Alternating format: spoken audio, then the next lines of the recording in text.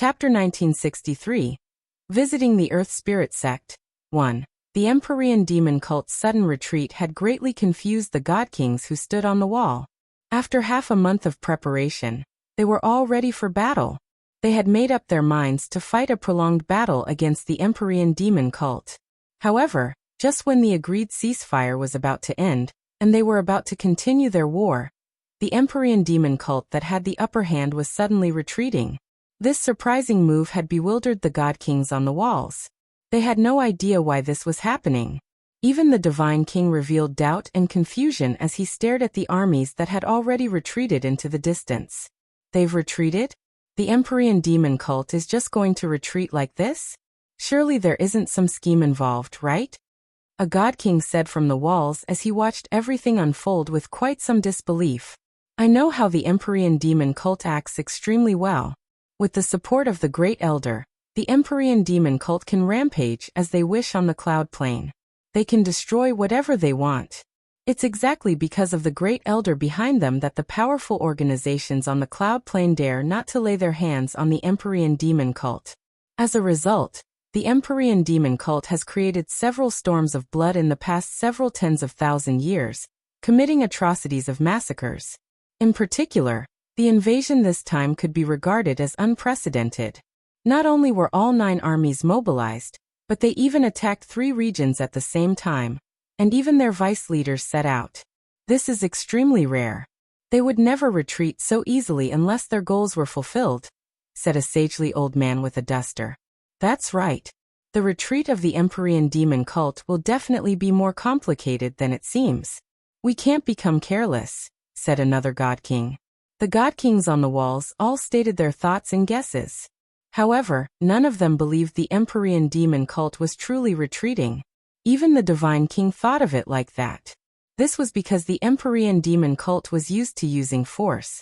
Coupled with the size of their army this time, it was impossible for them to retreat willingly unless they caused a massacre enough to shock the entire cloud plane based on how they acted in the past.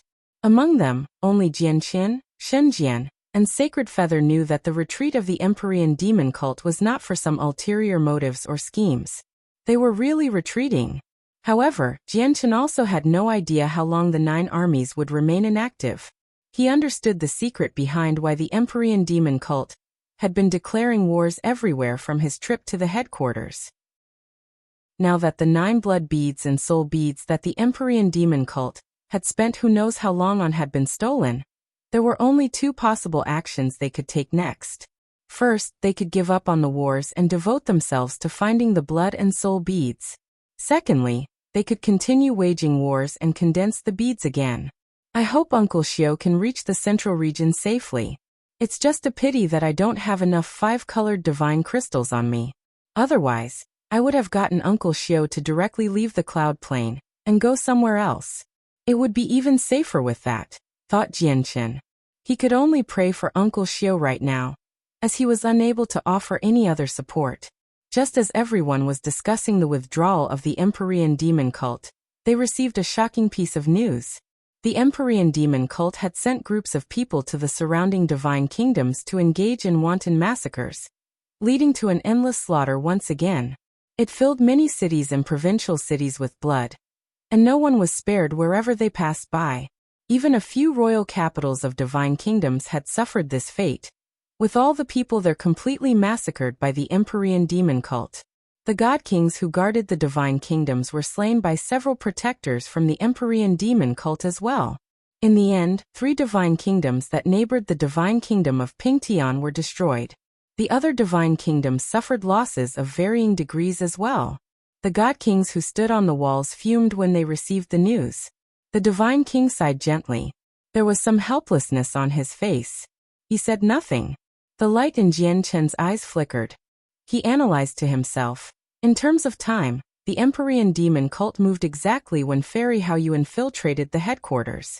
Clearly, they wanted to gather some more blood and energy of souls, so that they could increase the quality of the blood and soul beads. It shouldn't be for recondensing the blood and soul beads. Afterwards, the coalition army on the divine kingdom of Pingtian's side remained on high vigilance. They did not leave the fortress at all. Half a month later, When a god king risked his life by approaching 10,000 kilometers from the headquarters of the Empyrean demon cult did they receive accurate information. Only then did they truly believe the Empyrean demon cult had withdrawn. The Divine King and the reinforcing God Kings were all relieved when they received the reliable information. The Divine King immediately clasped his fist at everyone. He said amicably but no less dignified, "Everyone, looks like the war this time has truly ended. I am grateful for all your assistance and reinforcement. You are too polite, Your Majesty. The Empyrean demon cult is vicious. Against such a horrible cult, we should unite together against them." An old man clasped his fist at the Divine King and said extremely politely. He was an elder of the Earth Spirit Sect.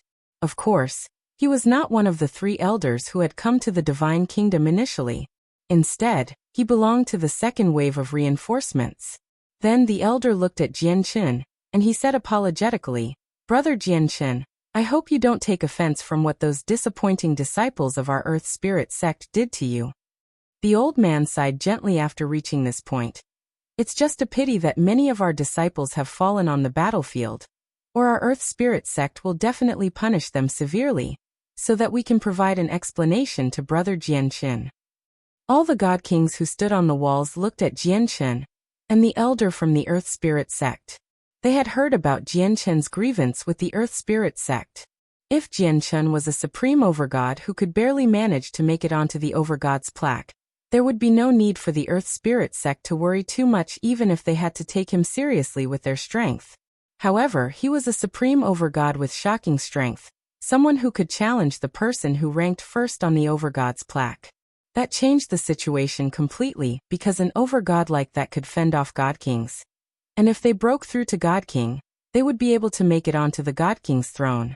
It was rumored that those who ranked within the top 10 on the God King's throne possessed extremely shocking strength that was enough to fend off early infinite primes. As a matter of fact, they could even accomplish the shocking feat of killing regular infinite primes as God Kings.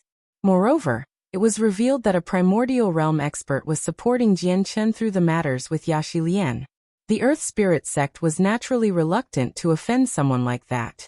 Jianchen remained indifferent under the attention of all the God Kings from different organizations. He said, "This matter isn't really related to the dead disciples of the Earth Spirit Sect. The true suspect is someone else. It's impossible for a few disciples to possess something as precious as a God King level talisman." The elder's face immediately froze from that. He sighed gently and said nothing else. After bidding farewell to the Divine King, he left with the disciples of the Earth Spirit Sect. He knew that the grievances between the Earth Spirit Sect and Jianchen could not be resolved in just a few words. He would let the sect master and so on deal with it instead. Now that the war against the Empyrean demon cult had ended, the God Kings from the various organizations all retreated. They returned to where they came from. The Divine King arrived before Jianchen and said, "Jianchen, let me go deal with some matters after the battle first. In 3 days I'll personally accompany you to the Earth Spirit Sect." The people from the Earth Spirit Sect haven't been looking at the bigger picture, attacking people on the same side as them during the war. I will definitely demand an explanation from them for this. Towards the end, the Divine King's voice became rather solemn as a vicious light flickered through his eyes. Chapter 1964. Visiting the Earth Spirit Sect. 2. Now that the war had ended, Jianchen, Xinjian, and Sacred Feather returned to the provincial city with the people from the Dong'an province. Xinjian did not stick around for long. On the same day they returned, he bid farewell to Jianchen and everyone else before setting off all by himself to find what was calling him in the distance. As for Xiongzhong, Cheng Jingyun, and the others who came from the world of Forsaken Saints, they remained with the Tianyuan clan. They were still too weak right now. If they went with their Spirit King, not only would they fail to provide any support, but they would even weigh him down instead. After all, Xinjian was leaving the cloud plane and entering outer space, venturing to a place beyond the cloud plane. He would face dangers everywhere. As for Jianchen, he was conditioning himself in the Tianyuan clan, quietly waiting for his visit to the Earth Spirit Sect to come in 3 days. At the same time, The 3 vice leaders of the Empyrean demon cult who served the branch on the cloud plane gathered in a gloomy secret room within the headquarters. A thick demonic aura surrounded them as they gave off tremendous, terrifying presences, causing the air in the room to seemingly solidify. What are the higher-ups trying to do? The blood and soul beads that our branch spent so much time condensing have been stolen under the protection of the formations the Great Elder personally cast down. Yet the Grand Elder has given no response at all. Not only has he not sent a chaotic prime to capture the person who stole the beads, but he hasn't even given orders to search for the beads. It's as if he doesn't care about the loss at all. Hasn't all our hard work over these years gone to waste? Huayan said. His face was obscured, but his voice was filled with doubt and confusion. Huayan, there are just some things that we can't do anything about. It's best if you stop criticizing the higher-ups. If the Grand Elder hears of it, he'll be displeased, Yihuaiwa said indifferently. Then she looked at the 3rd vice leader and said, Elder Sun, an unknown infinite prime captured Yashi Lian recently. Through the description from Yashi Lian, do you think the primordial realm expert who stole the blood and soul beads from our headquarters is the same person who captured Yashi Lian? The vice leader known as Elder Sun fell silent for a while. Only then did he say, the primordial realm expert who captured Yashi Lian uses moonlight combined with laws, while the person who intruded on our headquarters also used that. In my opinion, she's the same person. Since it's the same person, it's much easier to handle. According to my knowledge, the primordial realm expert seems to be related to a person called Jian Chen from the divine kingdom of Pingtian. Yihuaiwa said with ulterior motives. Jian Chen. It's Jian Chen again. Huayan's cold voice rang out. As soon as Jian Chen was mentioned, unconcealable killing intent rose up from his heart. He said, not only did Jian Chen stand up against us publicly, protecting the clan of Duanmu's successor, but it was also because of him that I had to agree to half a month of ceasefire. I even suspect that the blood and soul beads were robbed this time because of Jian Chen. He cannot be left alive. Huayan continued. The blood beads and soul beads were condensed after much difficulty, taking tremendous effort and time. We have to retrieve them, or we won't be able to give the Great Elder an explanation at all. Since Jian Chen is connected to all this, I'll start with him. There was cold killing intent in Huayan's voice. The higher-ups aren't actually looking into the loss of the blood and soul beads. There's something strange about it. There's probably something hidden that we do not know about in there. Huayan, I think it's best if you don't act recklessly, Elderson warned out of kind intentions.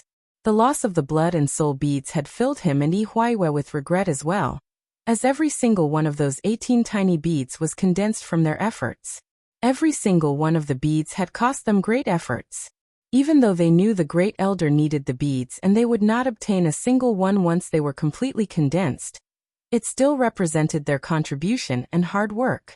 However, Yihuaiwa and he could both tell that there was probably another side to the story, making it not as simple as it seemed on the surface. As a result, the two of them did not dare to act recklessly. Formations the Great Elder personally cast down protected the blood and soul bead. Chaotic primes could smash through the castle, but they would not be able to destroy those formations at all.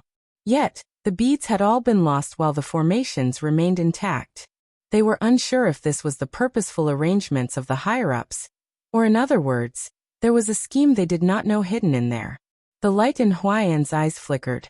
After a while of thought, he nodded slowly. I understand the weight of this matter. The Blood Sun Empire was located in the center of the southern region. It was the only eternal empire in the southern region, and 6 ancient empires surrounded it as well as countless divine kingdoms of various sizes. In the depths of a well-decorated hall within the imperial palace of the Blood Sun Empire, the heavy door to a secret room slowly opened with a heavy squeaks. A dignified middle-aged man in gold and violet robes stood there with his arms crossed before the secret room. When the door to the room was completely opened, the middle-aged man entered at a steady pace. Greetings, Ninth Prince. 3 middle-aged men were already standing politely within the secret room. They had been waiting for some time now. They all bowed at the middle-aged man who entered the secret room. The middle-aged man who had just entered the secret room was the 9th prince of the Blood Sun Empire. Even though there were over a dozen princes in the Blood Sun Empire, There was only a handful of them who truly stood out and had the right to succeed as emperor. Not only was the ninth prince the one who stood out the most among them, but he was also the person that the current emperor valued the most. There were even rumors that once the emperor of the Blood Sun Empire abdicated, the next emperor would definitely be the ninth prince. As a result, basically no other prince could match up to the ninth prince's authority in the Blood Sun Empire. The ninth prince stood before the three of them indifferently and ordered firmly, "The three of you visit the Een Mountains of Seven's Despair near the Heavenly Moon Empire. Bring me the flower of ways I planted there." After so many years of preparation, the ninth prince had finally reached the peak of God King. He was only a single step away from the primordial realm. This step seemed short, but in reality, it was extremely distant and extremely difficult to take. Even with the ninth prince's surprising talent, he would still need a very long time to reach the primordial realm. The Flower of Ways was the only heavenly resource that could allow him to overcome his current cultivation bottleneck in the shortest amount of time possible, so that he could reach the primordial realm. The faces of the three god kings changed when the prince mentioned the Flower of Ways. They looked at one another, and their faces were filled with bitterness. The ninth prince frowned. He asked grimly, "Something has happened to the Flower of Ways?" The three middle-aged god kings hesitated slightly.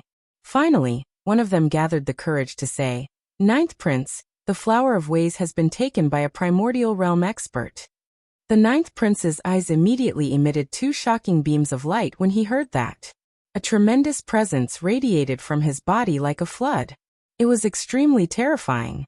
They were also god kings, but when the three middle-aged men faced the presence that had erupted from the ninth prince, they staggered backwards. They felt like a mountain had crushed down on them. "Let's go to the Een Mountains of Seven's Despair," the ninth prince said emotionlessly. The Earth Spirit Sect was one of the two peak sects in the Heavenly Moon Empire. They possessed an extremely great status in the Heavenly Moon Empire, where even the imperial family had to show them respect. The Earth Spirit Sect was established in the 3,000 spiritual mountains that possessed the densest origin energy in the Heavenly Moon Empire. They used the mountains as a source of energy to cast down a tremendous protective formation. The formation was so powerful that even regular primordial realm experts would struggle to shake it. This day just happened to be the centennial disciple acceptance ceremony of the Earth Spirit Sect. The narrow path between the mountains that led to the sect was already completely packed. Many young people of similar ages stood in groups neatly, taking the various tests set up by the Earth Spirit Sect in an orderly manner. They wanted to join the Earth Spirit Sect and become one of their disciples, so that they could bring glory to their family and ancestors. There were many people from large clans who possessed some status in the Heavenly Moon Empire among them. They either rode powerful, tamed birds or beasts, or luxurious carriages. As a result, the area outside the sect had already become filled with luxurious carriages as well as huge, powerful beasts. However, without any exceptions, no one dared to fly in the sky within 1,000 kilometers of the sect. They all traveled along the ground. At this moment, a golden streak of light suddenly appeared. It directly crossed through the sky at a high altitude, moving towards the Earth Spirit Sect. They were still at the horizon, but in the next moment, they had crossed the distance and appeared outside the Earth Spirit Sect. It did not land. Instead, it hovered in the sky at the same level as the highest mountain of the Earth Spirit Sect.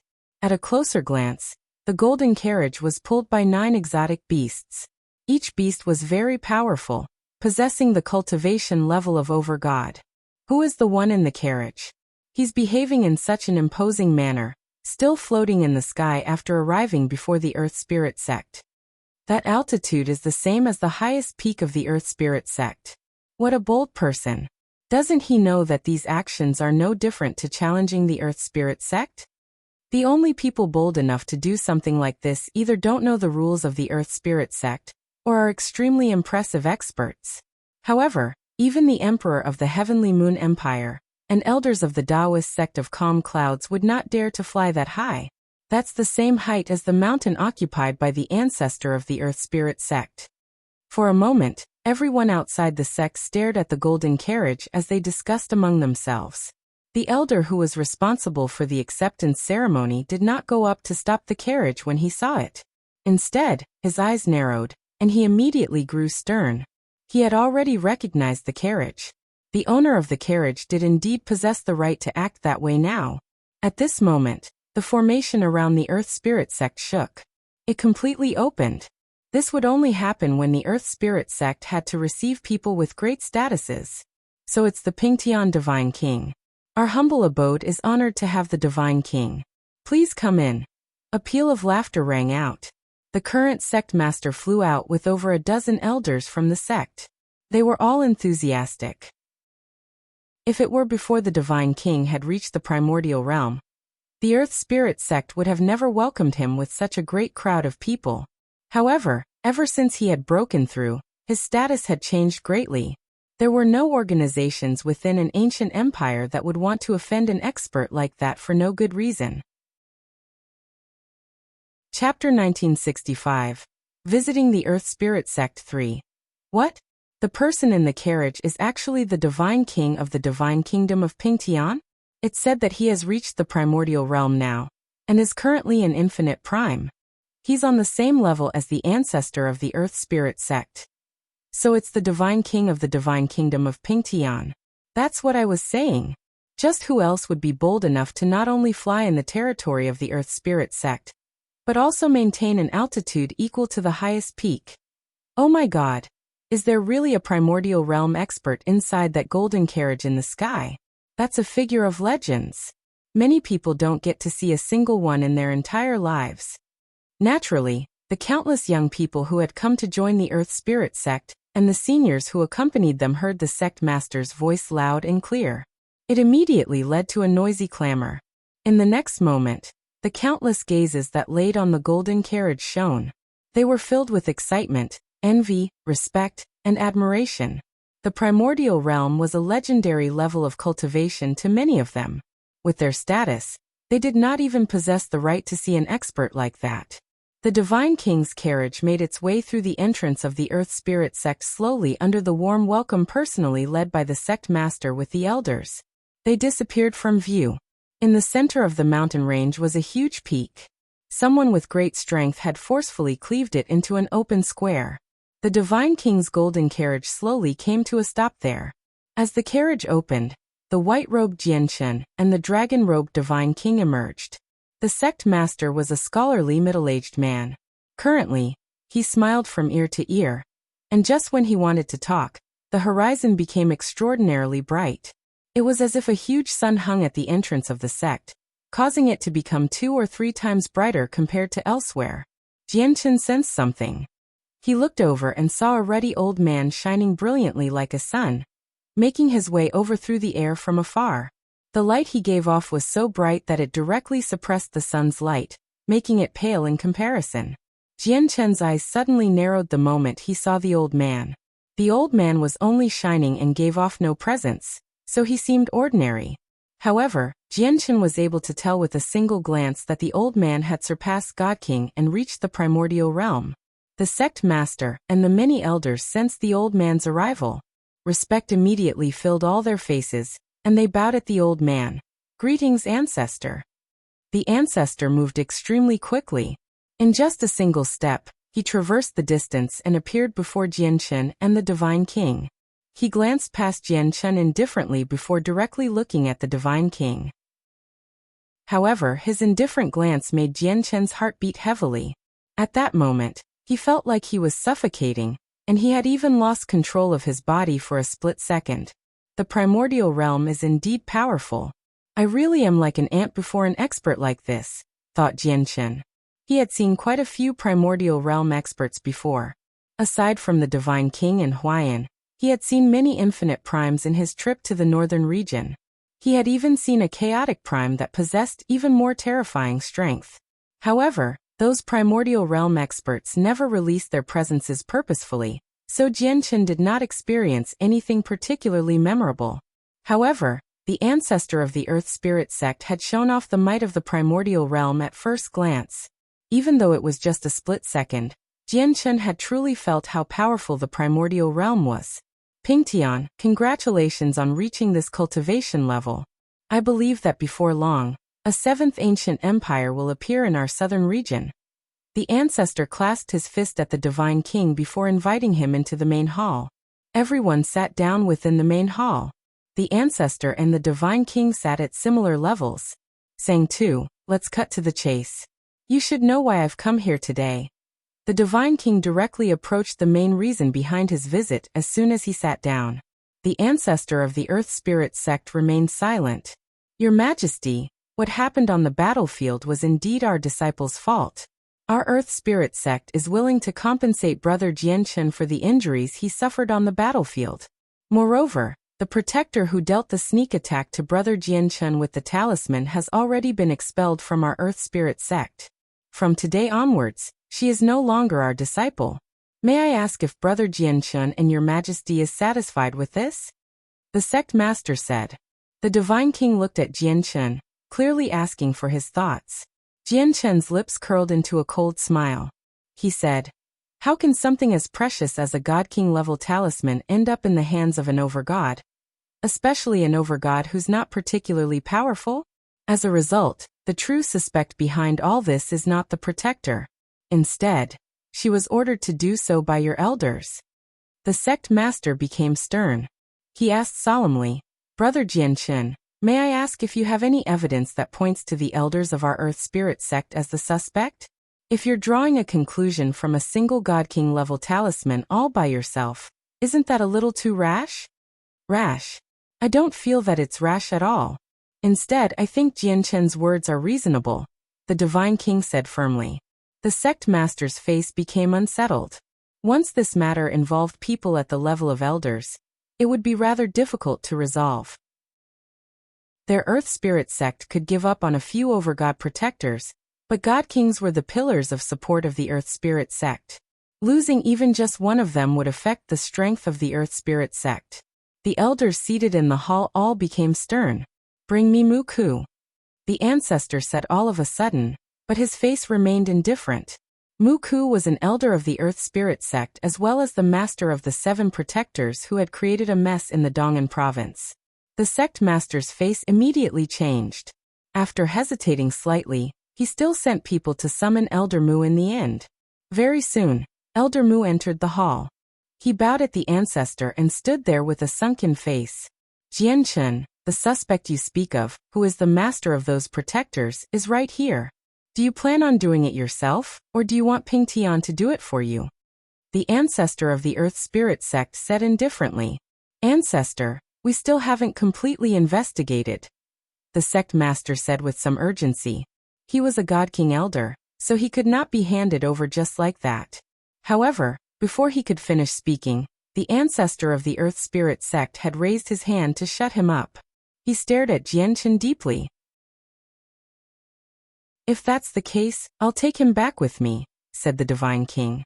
He handled the matter decisively and was about to take Muku. If that's the case, I'll take him back with me, said the Divine King. He handled the matter decisively and was about to take Muku.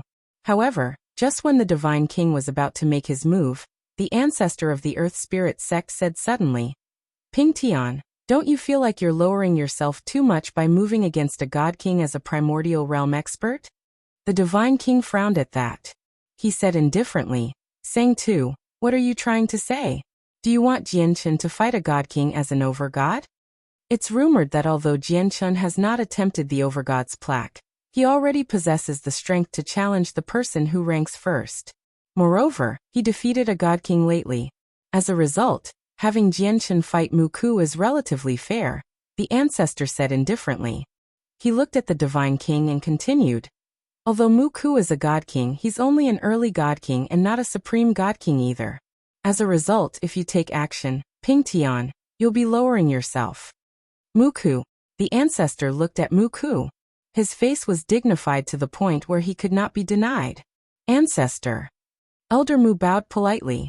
Muku. On the battlefield between the Divine Kingdom of Ping Tian and the Empyrean Demon Cult, your disciple ignored the bigger picture and attacked a person on her side despite the circumstances. As their master, you haven't managed to restrain them properly, so you are responsible for your disciple's mistakes. You need to give Jianchen an explanation for this, the ancestor said. Yes, ancestor. Muku said politely. He did not dare to disobey. Jianchen, what I can offer you is a battle against Muku, regardless of any deaths that may happen. What do you think? The ancestor of the Earth Spirit Sect said to Jianchen. Jianchen stood up. He looked at the ancestor with great interest. Not only did he show no fear, but his expression was also rather sharp. He said coldly, "If that's the case, allow me to witness just how powerful the God King elders of your Earth Spirit Sect are." Jianchen glared at Elder Mu as powerful sword intent radiated from him. He said coldly, "Muku, come fight me." There was also a certain sharpness in Elder Mu's old eyes. He said, "I also want to witness the supreme prodigy who can challenge the first place on the Overgod's plaque. I want to see whether you really are as powerful as you are rumored to be, where you can defeat God Kings as an Overgod." With that, Elder Mu made his way outside. "Muku, only defeat is accepted in this battle." However, the ancestor's voice rang out in Muku's head at this moment. The secret message had come from an expert who had reached Infinite Prime many years ago. So even the Divine King was unable to hear it, let alone the other elders present. As a result, only Muku heard the message. Elder Mu immediately froze. His face rapidly changed a few times before returning to how it was before. He felt grief. There were many platforms of different sizes in the Earth Spirit Sect. They were specially provided for spars between disciples. Currently, Jianchen and Elder Mu stood before each other on the largest one. A barrier the ancestor cast down had surrounded the entire platform. The barrier was so powerful that even God Kings would struggle to get through it. It would easily resist the shockwaves of battle that appeared inside. Basically, all the elders of the Earth Spirit Sect had gathered around the platform. Even the elders in seclusion had emerged to witness the fight. If it were just a battle between God Kings, it would be impossible for so many elders to watch. However, a battle between a supreme overgod who was powerful enough to challenge the first place on the overgod's plaque, and a God King was attractive enough for all these God Kings to come to watch. Even primordial realm experts would pay some attention to it. Muku stood on the platform with an extremely sunken face. The ancestor's message continued to resound through his head. That message had basically severed any chance for him to survive, filling him with despair. I really never thought that when I suggested to my disciples to move against Jianchen, not only would they fail to kill him successfully, but I'd even end up doomed instead, abandoned mercilessly by the sect. Didn't the humiliation of the disciples fall onto our Earth Spirit Sect's pride? My actions were to recover our pride, so that other people would not make use of our name to propel themselves. But in the end, I ruined myself instead. Elder Mu sighed emotionally inside. At that moment, he was filled with indescribable bitterness. However, his gaze became extremely cold soon afterwards. The powerful pressure that belonged to a God King radiated from him. Laws formed chains as they wrapped around him. He stared at Jianchen in great interest as he thought, "As a God King, even if I can't win, I can't let Jianchen have it easy in this battle. I will use my full strength." Elder Mu moved. He wielded a wooden staff as he charged at Jianchen with soaring battle intent. The terrifying power of his cultivation poured out from his body, and all of it condensed in the wooden staff at that moment. He extended it towards Jianchen with the God King level laws in an overwhelming manner. Elder Mu did not hold back at all. He used his full strength, so the strike was extraordinarily powerful. When he extended his staff, the terrifying energy it contained actually affected the space within the barrier, making it twist. The ancestor of the Earth Spirit Sect and the Divine King both furrowed their brows outside. Naturally, the two of them could tell that Muku was using his full strength. They did not know if Jianchen would actually be able to deal with such a powerful opponent. Although there were rumors that Jianchen had defeated a God King in the northern region, it was still a rumor in the end. There were details they did not know, such as whether the rumor had been exaggerated or whether the God King was injured. Being able to challenge first place on the Overgod's plaque was only a descriptor of Jianchen's strength. After all, he did not attempt the Overgod's plaque, so just how high he could rank on the Overgod's plaque, and whether he really possessed the power to rival first place were unanswered questions. Does Muku plan on disobeying me? The ancestor's heart sank slightly. Cold light flickered in his deep, dark eyes. Jian Chen's face did not change at all when he faced Elder Mu's aggressive strike on the platform. He wielded the startling rainbow sword as he protected himself with a layer of light, stabbing out with composure. The strike was simple and ordinary, without any fancy tricks to it at all. However, it was exactly this strike that possessed the deep mysteries of the sword. It conformed to the laws of the sword and coupled with the devastatingly powerful chaotic force. Its might had completely surpassed the level of overgods, barely making it to the level of god kings. Even though it had only barely made it to the level of god kings, it was enough to rival early god kings due to the various advantages of the chaotic body. However, he had never thought that Jian Chen's strength would completely exceed his expectations. He was already using his full strength, and he had even used a battle skill. Yet Jian Chen still managed to match him evenly, preventing him from gaining the upper hand at all. However, just when Mu Ku was amazed, his eyes suddenly narrowed. Up ahead, a streak of light suddenly shot over at an unbelievable speed, punching through Elder Mu's body instantly. It was fast, simply too fast. The streak of light was so fast that even Mu Ku was unable to catch a glimpse of it.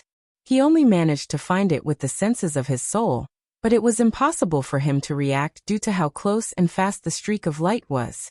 Mu Ku stood there frozen. He lowered his head and stared at the bowl-sized hole in his chest. He refused to accept this outcome. How? What secret technique did Jian Chen use earlier to move so quickly? The elders observing the battle were all shocked as well. They had never expected something like this. It's Mu Ku's defeat. The ancestor stood up and declared the outcome of the battle. At the same time, he finally let out a breath of relief inside. Jian Chen, according to our earlier agreement, Mu Ku's life belongs to you, the ancestor said to Jian Chen as he removed the barrier around the platform. Jian Chen, are you fine? The Divine King appeared before Jian Chen silently and asked in concern. Thank you for your concern, Your Majesty. I'm fine, said Jian Chen. Then he looked at Mu Ku. A cold light flickered through his eyes. Mu Ku turned around in dejection and looked at Jian Chen gloomily. He said, Jian Chen, do it. As he said that, he closed his eyes. All his hopes vanished at that moment. Brother Jian Chen, please show mercy. We will be eternally grateful if you spare Mu Ku's life. Brother Jian Chen, please stay your hand. We are willing to make it up to you in different ways as long as you spare Mu Ku's life. All the elders pleaded for mercy. Even the sect master looked at the ancestor, hoping he would step forward to save Mu Ku. God Kings were the pillars of support of the Earth Spirit sect. They were extremely important. The ancestor remained emotionless and said nothing. Jian Chen stared at Mu Ku. The light in his eyes flickered, and after a while of thought he said slowly, Mu Ku, I'll give you two choices. The first is that I can kill you right now and disperse your soul, reducing your arduous cultivation of countless years to nothing.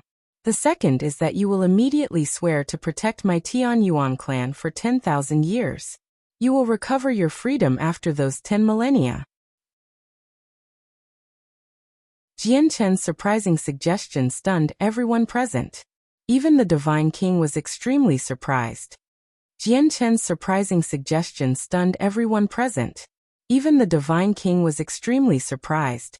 However, all the elder who pleaded for Mu Ku became delighted soon afterwards.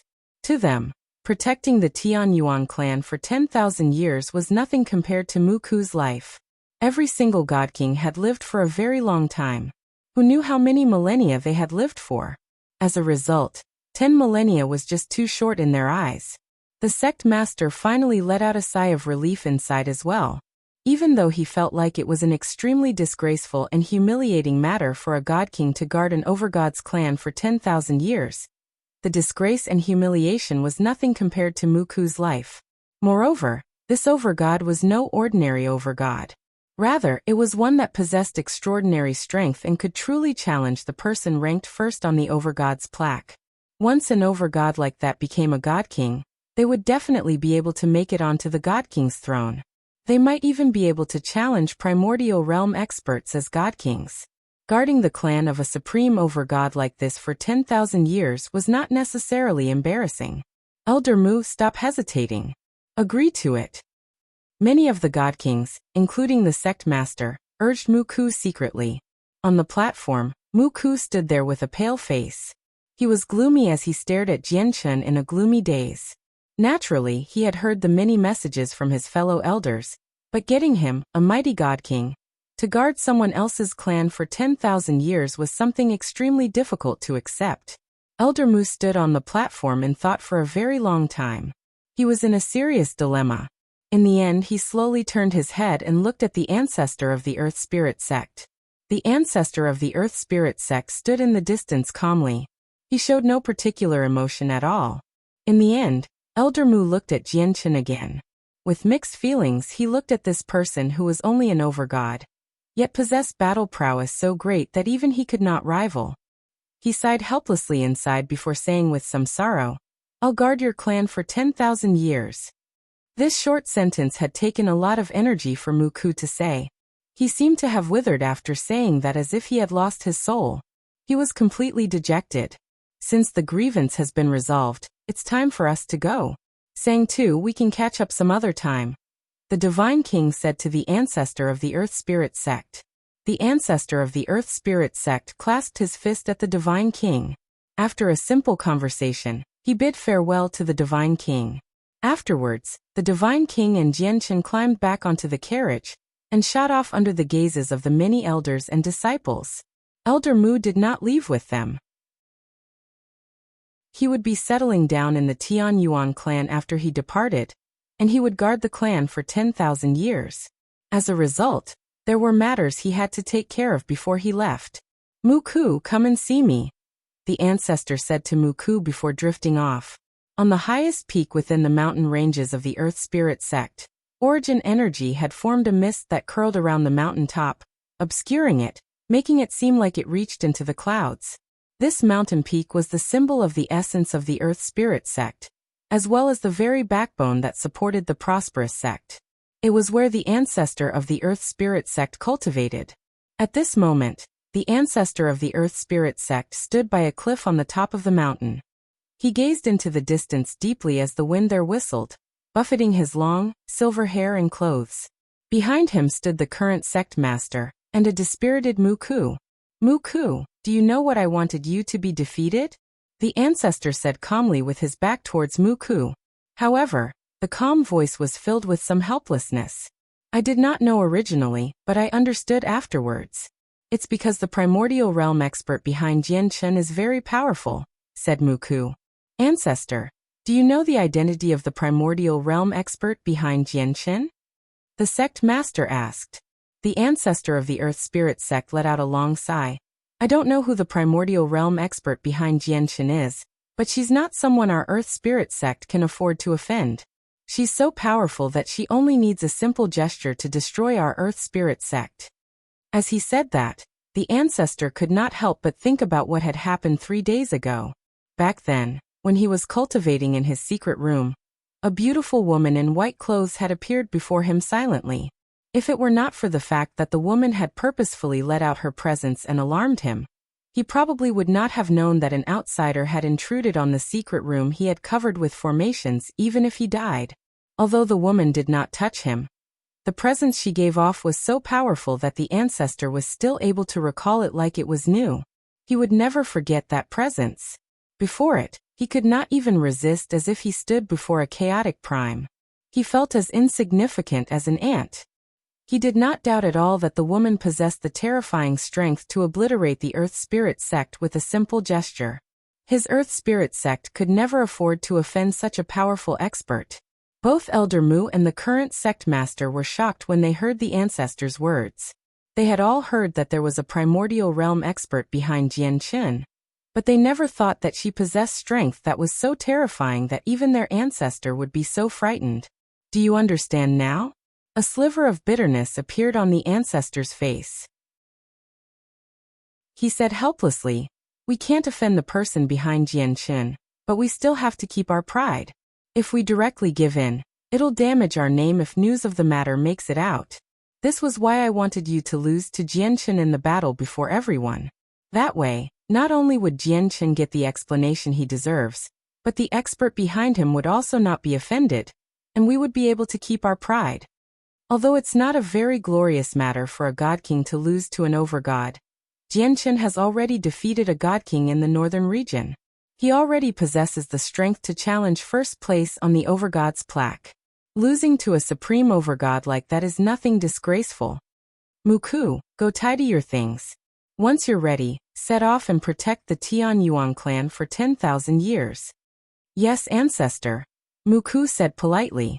Warmth filled his heart. Now he finally understood why the ancestor had told him that only defeat was accepted in his battle against Jianchen.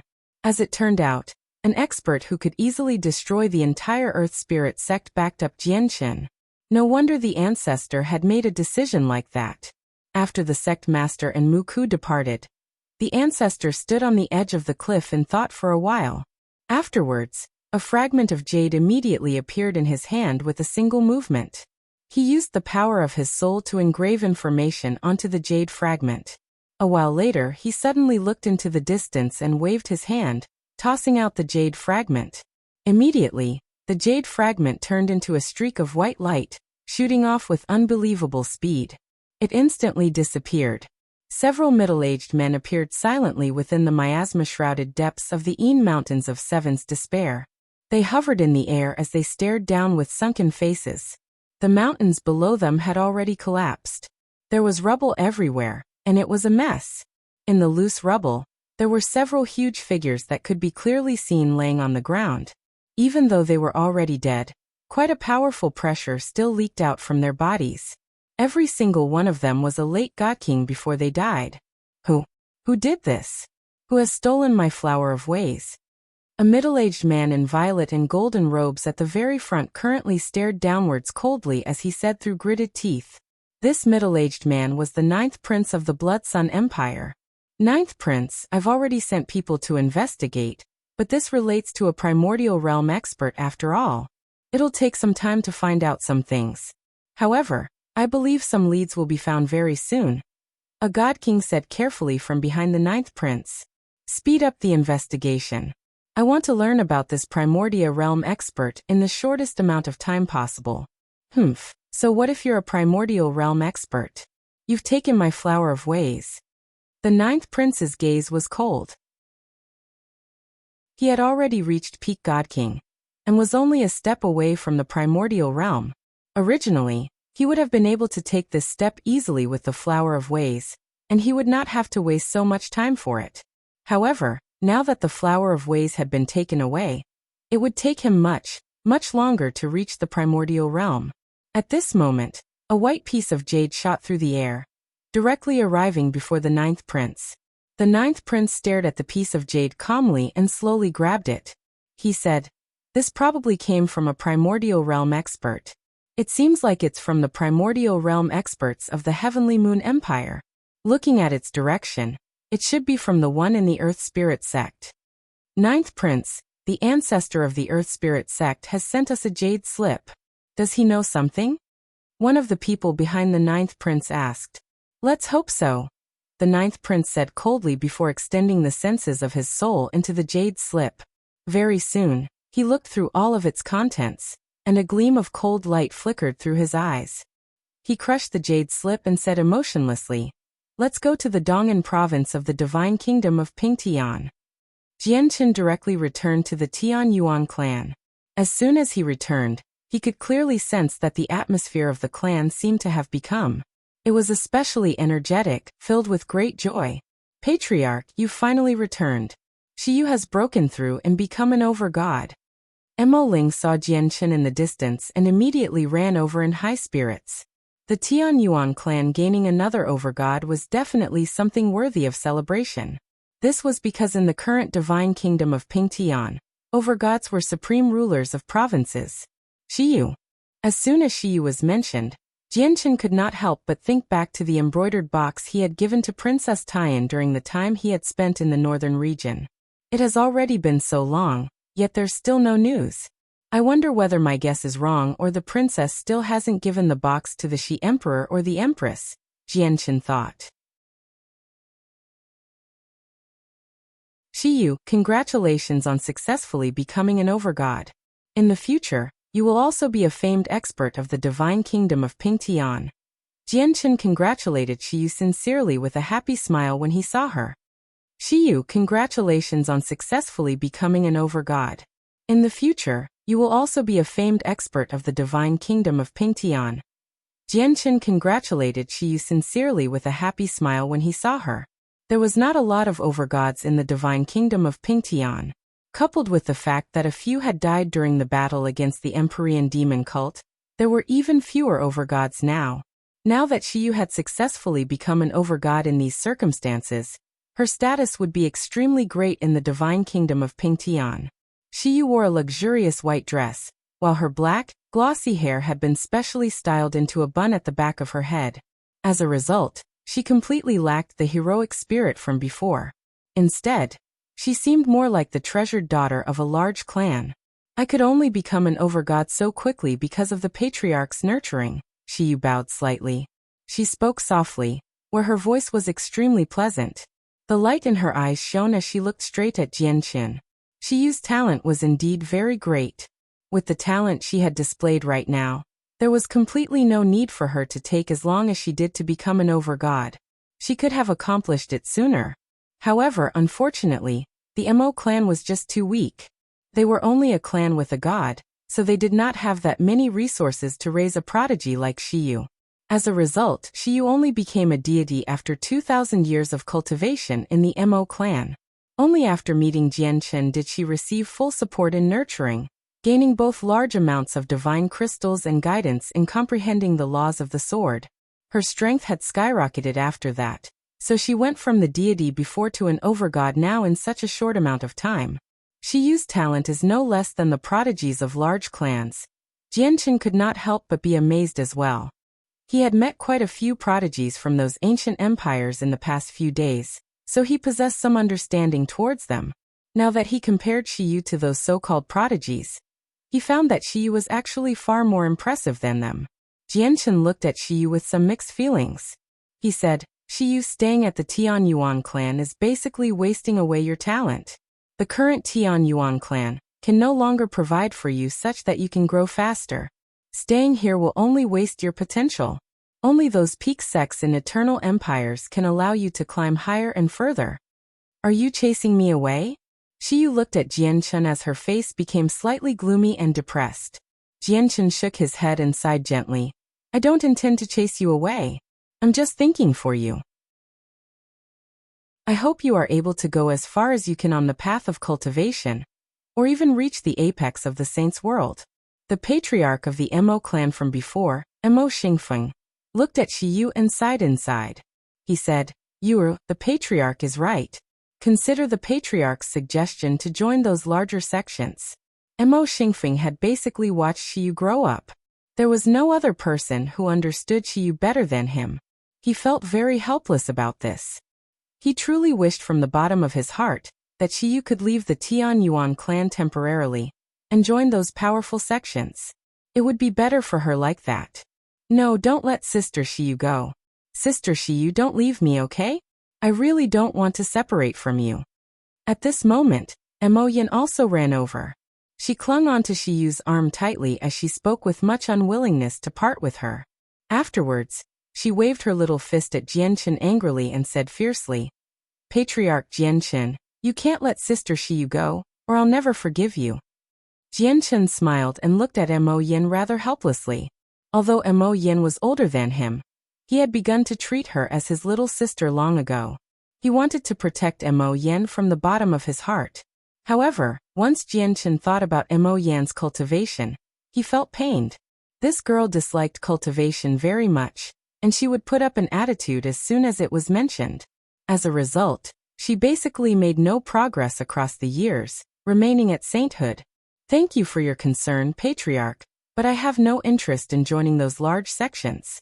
Moreover, haven't you, Patriarch, not joined any large sects either, and your strength still grows rapidly? As a result, I believe that I too can become a powerful expert even if I don't join those large sects, Shiyu said firmly. Jianchen was helpless from Shiyu's insistence. He could only sigh gently inside before turning around and leaving. Unknowingly, Jianchen had already arrived in the forbidden grounds of the Tian Yuan clan. A powerful formation enveloped the forbidden grounds, and only a handful of people possessed the right to enter the place. Standing in the forbidden grounds, Jianchen could not help but think of Shangguan Mu'er. Originally, Shangguan Mu'er should have been cultivating here, waiting for him to come home. However, he had never thought that his visit to the northern region would result in their separation. Mu'er, I wonder if you've arrived at the Taoist sect of Divine Sound. And if they're treating you well? You have to spend your time well there, and wait for me to pick you up. Although I don't know where the Skyfire Plain is or just how distant it is from the Cloud Plain, I will definitely go there. Jianchen clasped his fist tightly as determination filled his eyes. However, Jianchen's eyes suddenly narrowed, and he turned around. A slender figure stood behind him silently, looking at Jianchen calmly. Kaya, it's you. Jianchen was surprised. He looked at Kaya with complete shock as his heart was in turmoil. This was because he had actually failed to sense Kaya approach him at all earlier. He did not even know when Kaya had appeared behind him, and how long she had been standing there. Jianchen immediately looked at her with his full attention, studying Kaya carefully. That immediately made him gasp as disbelief filled his face. His heart churned. Kaya, your cultivation, Jianchen said in shock. At that moment, he struggled to believe what he was seeing.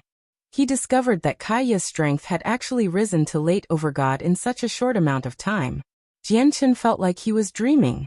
Just how long ago had Kaya woken up for? When she woke up, she was only a Saint Emperor. Yet she had already become a late overgod now. Jianchen was stunned by how quickly her strength had increased. It was so fast that it even left Jianchen in the dust. With that speed, probably only Fairy Haoyu, who had been a primordial realm expert in her former life, could surpass Kaya.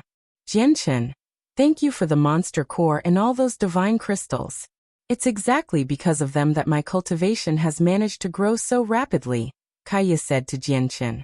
From her indifferent expression, it was as if she did not know just how great of a disturbance her speedy cultivation could have created in the saint's world.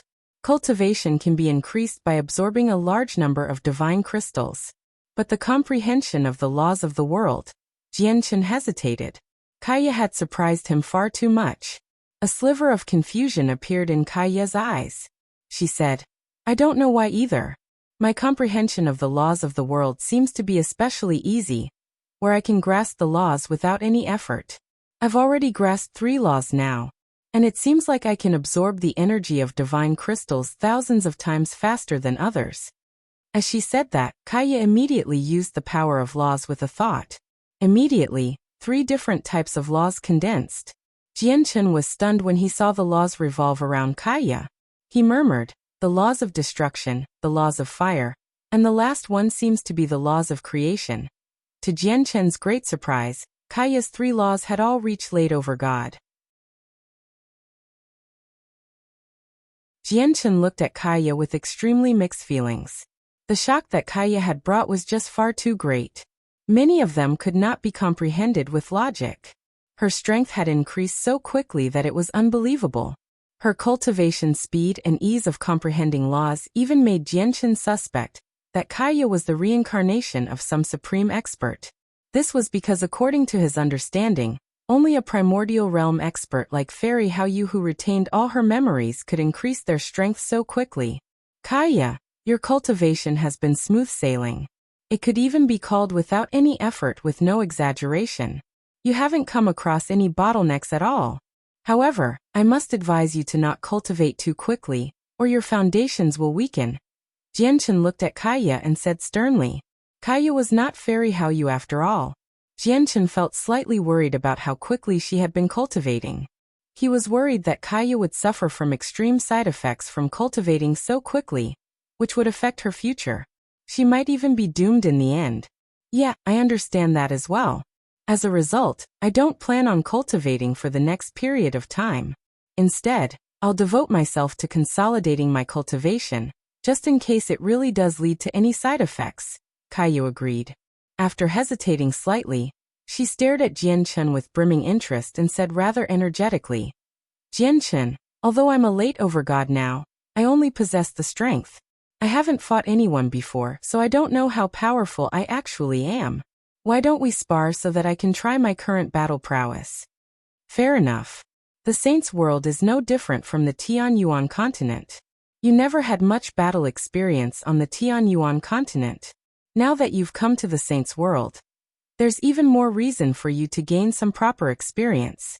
At the same time, you've gained such a great amount of strength in such a short amount of time. This strength also needs to experience battle after battle. Only then will you be able to use it with familiarity. Jianchen agreed extremely happily before leaving the Tianyuan clan with Kaya.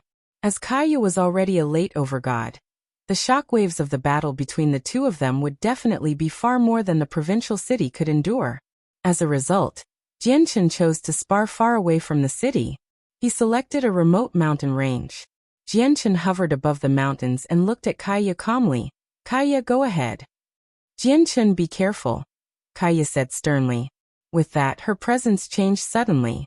At the same time, the temperature in the surroundings skyrocketed. Fire appeared around Kaya, flickering in the space and giving off terrifying heat. It dyed the surroundings red. The thick layer of clouds in the sky directly dispersed at that moment. The terrifying heat from Kaya's flames had vaporized them.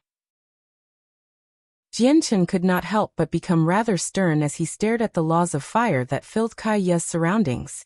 He thought, strange. Kaya's laws of fire seem slightly different from other people's. It's as if her laws are even purer compared to the laws of fire from other late overgods. If there were some impurities within the laws of fire from other overgods, then Kaya's laws of fire would have no impurities at all. It is extremely pure. Jianchen felt extremely surprised once again. Kaya was simply extraordinary. At this moment, Kaya moved. The flickering flames around her turned into an endless sea of fire, flying towards Jianchen quickly with terrifying heat. The presence she gave off was even more surprising, directly plunging into the sky and shaking up the ground. She sent out a palm strike, and the endless sea of fire moved with that. The flames all gathered together at that moment, compressing into the size of a hand. It shone with light as dazzling as the sun, preventing people from staring at it directly. A gleam of light flickered through Jianchen's eyes. He became extremely stern. He did not use the startling rainbow sword. Instead, he also struck out with his hand like Kaya. The palm strike was accompanied by chaotic force, which gave off a presence of destruction. The laws of the sword revolved around it, so his strike possessed both black and white. Boom! The two strikes collided and produced a deep rumble. Terrifying energy shot off in all directions, and the mountains beneath them all crumbled, kicking dust into the air. In the sky, Jianchen and Kaya stood unmoving. Their hands remained pressed together. One of them shone with black and white light as chaotic force and the laws of the sword churned. The other hand was dazzling, like the sun that had been shrunken. It was blinding and gave off a terrifying heat, turning the surroundings red as if even the air had been burnt. Jianchen shivered. Even though he had only used 70% of his strength in this strike, Kaya had managed to match him. This surprised him. However, in the next moment, his hand moved such that only a few fingers remained extended. A beam of light 3 inches long shot out, and he directly slashed it at Kaya's hand. Even though the sword chi had shot out from Jianchen's fingers, he was already using 80% of his strength, so the sword chi could tear through almost anything. The laws of fire that had been suppressed in Kaya's hand were directly cleaved in half by Jianchen, causing them to split. However, the laws of fire did not disperse. Instead, they turned into 2 flaming streaks of red light, as they shot towards Jianchen with unbelievable speed. At the same time, Kaya sent out a second palm strike. It was covered with flames as it crushed towards Jianchen with great might. Immediately, Jianchen seemed to feel a mysterious power fill his surroundings as if he had fallen into mud. All his movements dulled. Jianchen's eyes narrowed. Kaya's strike had completely taken him by surprise. Moreover, he discovered that Kaya's usage of the laws of fire had already reached great mastery, and it was nothing like someone who had just comprehended laws. Moreover, he could clearly sense that Kaya's strikes seemed to possess some type of profound truth. Clearly, it was just a simple strike, but it resonated with the world as if each strike was a battle skill, making it extremely powerful. Everything happened in a split second. Just when the 2 strands of laws shot towards Jianchen at great speed, Jianchen extended his fingers as well, sending out 2 strands of sword chi to block the 2 attacks from Kaya. Afterwards, he brought his hands together. Chaotic force churned, and a black strand of sword chi a meter in length appeared silently. He stabbed it out with the presence of destruction. Even though the 2 of them were sparring to check on Kaya's strength, the 2 of them fought with great intensity. Booms rang out in the sky as the laws of the sword and the laws of fire mingled, colliding time and time again. The mountains below had already been reduced to a mess. The countless specks of green on the mountains had been reduced to ash, and when some sparks fell down, the tough rock was even reduced to a red liquid in just a few short seconds. Jianchen's strength had gone up from the initial 70% to 80% now. However, when Kaya used her laws of destruction, combining them with the laws of fire, she forced Jianchen to use 90% of his strength, even making him draw the startling rainbow sword.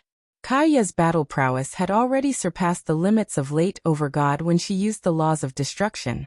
It was basically approaching God King. It was not because the laws of destruction were too powerful. In terms of the simple rankings of offensive power, the laws of destruction were equal to the laws of the sword. However, Kaya's laws of destruction were the same as her laws of fire. She was able to display extraordinary might as if she possessed unimaginable understanding and grasp over both the laws of fire and the laws of destruction. As a result, she could unleash power beyond her cultivation level.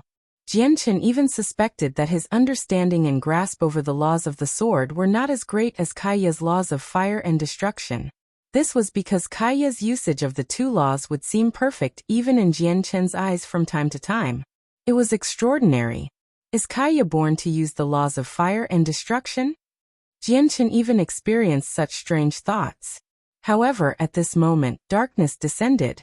The world suddenly darkened as a huge, demonic cloud stretched over the sky, obscuring the sun and throwing the mountain range into darkness.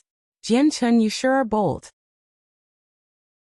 You've offended our Empyrean demon cult. Yet you're still not hiding properly in the royal capital, so that the divine king can protect you. Instead, you come to this area of wilderness. A cold voice filled with killing intent rang out as the darkness descended. The sudden change made Jianchen and Kaya stop their spar. When the somewhat familiar voice rang out, Jianchen's face abruptly changed. Huayan! Jianchen growled. He became extremely grim and pushed Kaya far away without any hesitation. He called out, "Run!" Jianchen had never thought that as one of the 3 great vice leaders of the Empyrean demon cult, Huayan would come personally for him. This immediately made his heart sink. Huayan was a primordial realm expert. With Jianchen's current strength, he could not even flee before someone like that. Kaya did not run away. She arrived before Jianchen again, and raised her head at the sky. Her gaze seemed to be able to pierce through the dark clouds, and see the figure hidden in there. Seeing how Kaya did not run away, Jianchen immediately panicked. He called out, "Why did you come back? Go, leave this place as quickly as possible." Kaya shook her head as she looked at how flustered Jianchen had become. She said seriously, "I'm not running. If we're going to run, you run first. My life was saved by you. How can I run away all by myself when you're in danger?" Kaya's calm voice was firm. Kaya shook her head as she looked at how flustered Jianchen had become. She said seriously, "I'm not running. If we're going to run, you run first. My life was saved by you. How can I run away all by myself when you're in danger?" Kaya's calm voice was firm. How are you so stupid? This is a primordial realm expert. He's so powerful that even if we work together, we won't be able to put up a fight at all. He has come especially for me, and it has nothing to do with you.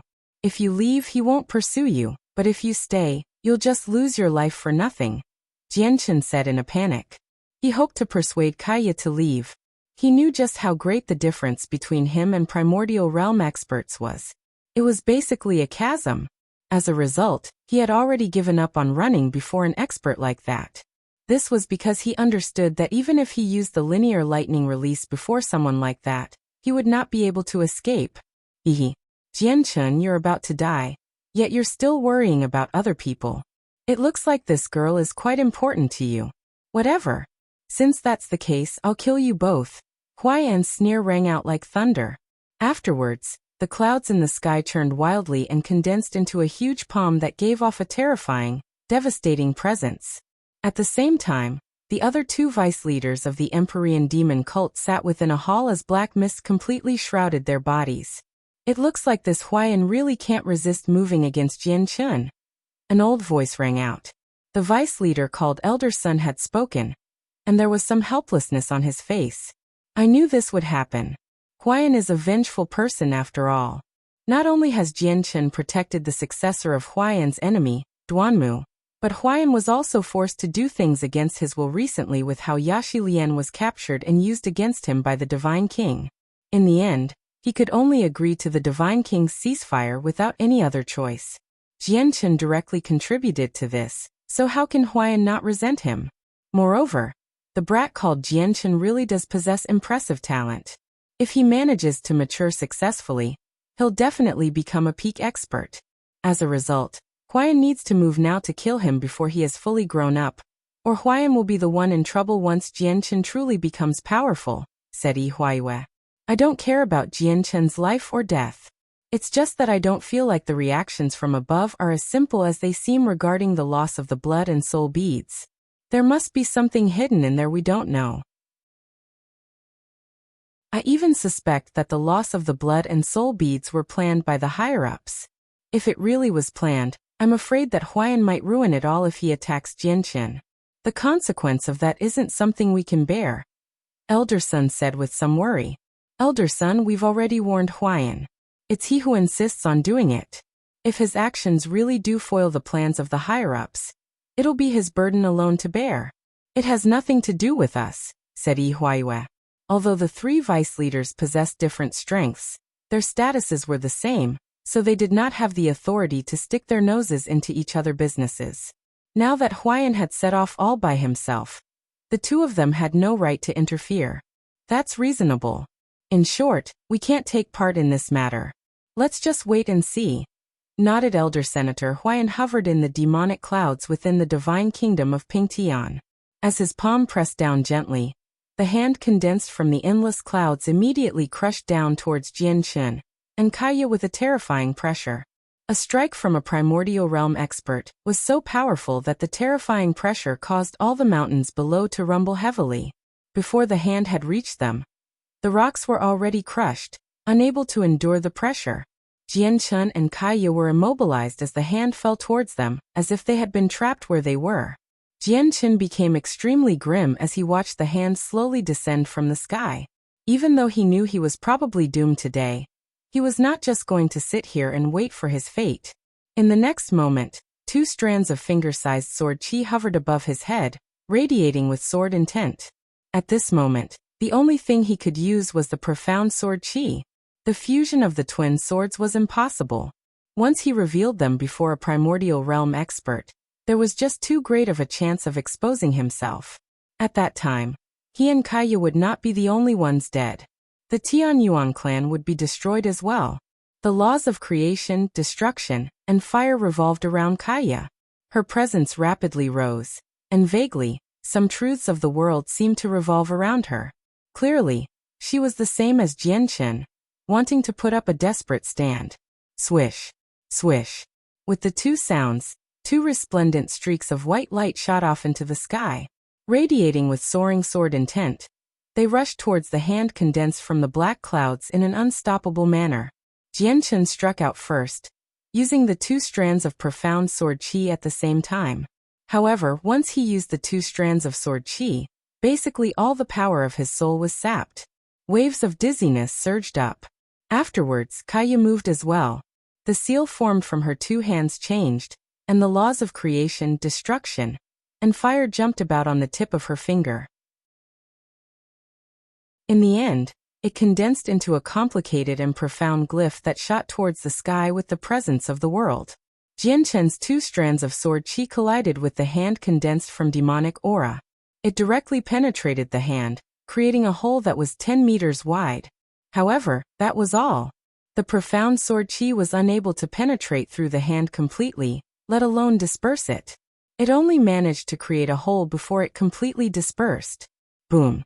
However, in the next moment, there was a deafening boom. The glyph condensed from Kaiya's 3 different types of laws had landed as well. Kaiya's usage of the laws had reached perfection, even surpassing Jianchen's usage of the laws of the sword. As a result, her strike that contained 3 different types of laws naturally possessed extraordinary might. However, she was still an overgod after all. The difference from the primordial realm was still too great, so the glyph condensed from the 3 laws was still unable to block Huaiyan's casual strike. Kaiya's glyph collapsed, while the huge hand continued onwards without slowing down at all. It engulfed Jianchen and Kaiya with devastating power. Just when Jianchen and Kaiya faced a moment of life and death, a clear thrum suddenly rang out. A huge snow-white sword chi cut through the air, shooting over like it was teleporting. Wherever the sword chi passed by, origin energy trembled and even space ripped open, leaving behind an extremely thin black crack. It was as if someone had drawn a line in the sky. The sword chi had directly cut through space. It must be mentioned that in the Saints' world, space was extremely tough. Even battles between God Kings would only make space ripple slightly. Yet space was like a piece of paper before this strand of sword chi. It had ripped as the sword chi swept through the air. Boom. Boom. The sword chi that possessed terrifying might directly collided with the hand condensed from demonic aura. It erupted with terrifying energy shockwaves, directly flattening the mountain range, causing the ground to crack and sink. The energy shockwave was truly terrifying. Even with Jianchen and Kaiya's strength, they struggled to endure it. The energy forced them into a constant retreat. If it were not for the fact that the energy shockwave came from a casual strike of a primordial realm expert, if it were not for the fact that the sword chi still had not dispersed after cutting through the demonic hand, blocking most of the energy for Jianchen and Kaiya, it would be difficult for the 2 of them to emerge unscathed before the terrifying storm. They would definitely end up injured. Swish. The whistling of wind rang out once again. After dispersing the hand, the sword chi continued to shoot into the demonic cloud with shocking might. The sword chi shimmered, shining as brightly as the sun. It illuminated the sky, dyeing all the demonic, black clouds in the sky white. Humph! A cold snort rang out from the demonic clouds. Primordial realm laws descended in the demonic clouds, forming chains that flickered through the clouds like lightning, colliding with the sword chi. This collision caused another deafening boom. Just the terrifying sound alone had caused the ground to shake violently, as if the entire divine kingdom of Pingtian was experiencing a great earthquake. Not only did all the rocks in the ruined mountains turn to dust, but even large portions of the ground below collapsed, turning into dark abysses. Sword immortal. Jianchen was surprised when he sensed the power of the sword chi. The person who had produced the sword chi had reached the 3rd major realm of cultivation in the way of the sword. Sword immortal. Jianchen subconsciously turned around and saw a dignified middle-aged man in dragon robes stride through the sky. He was clearly extremely far away, where even Jianchen only managed to see an extremely blurry image of him. However, in the next moment, he took a single step and traversed the great distance, directly appearing before Jianchen. He stared at the figure hidden within the demonic clouds coldly. The middle-aged man was the Divine King. Huaiyan, you've overstepped the boundary. The Divine King's hair fluttered in the wind as he stood before Jianchen.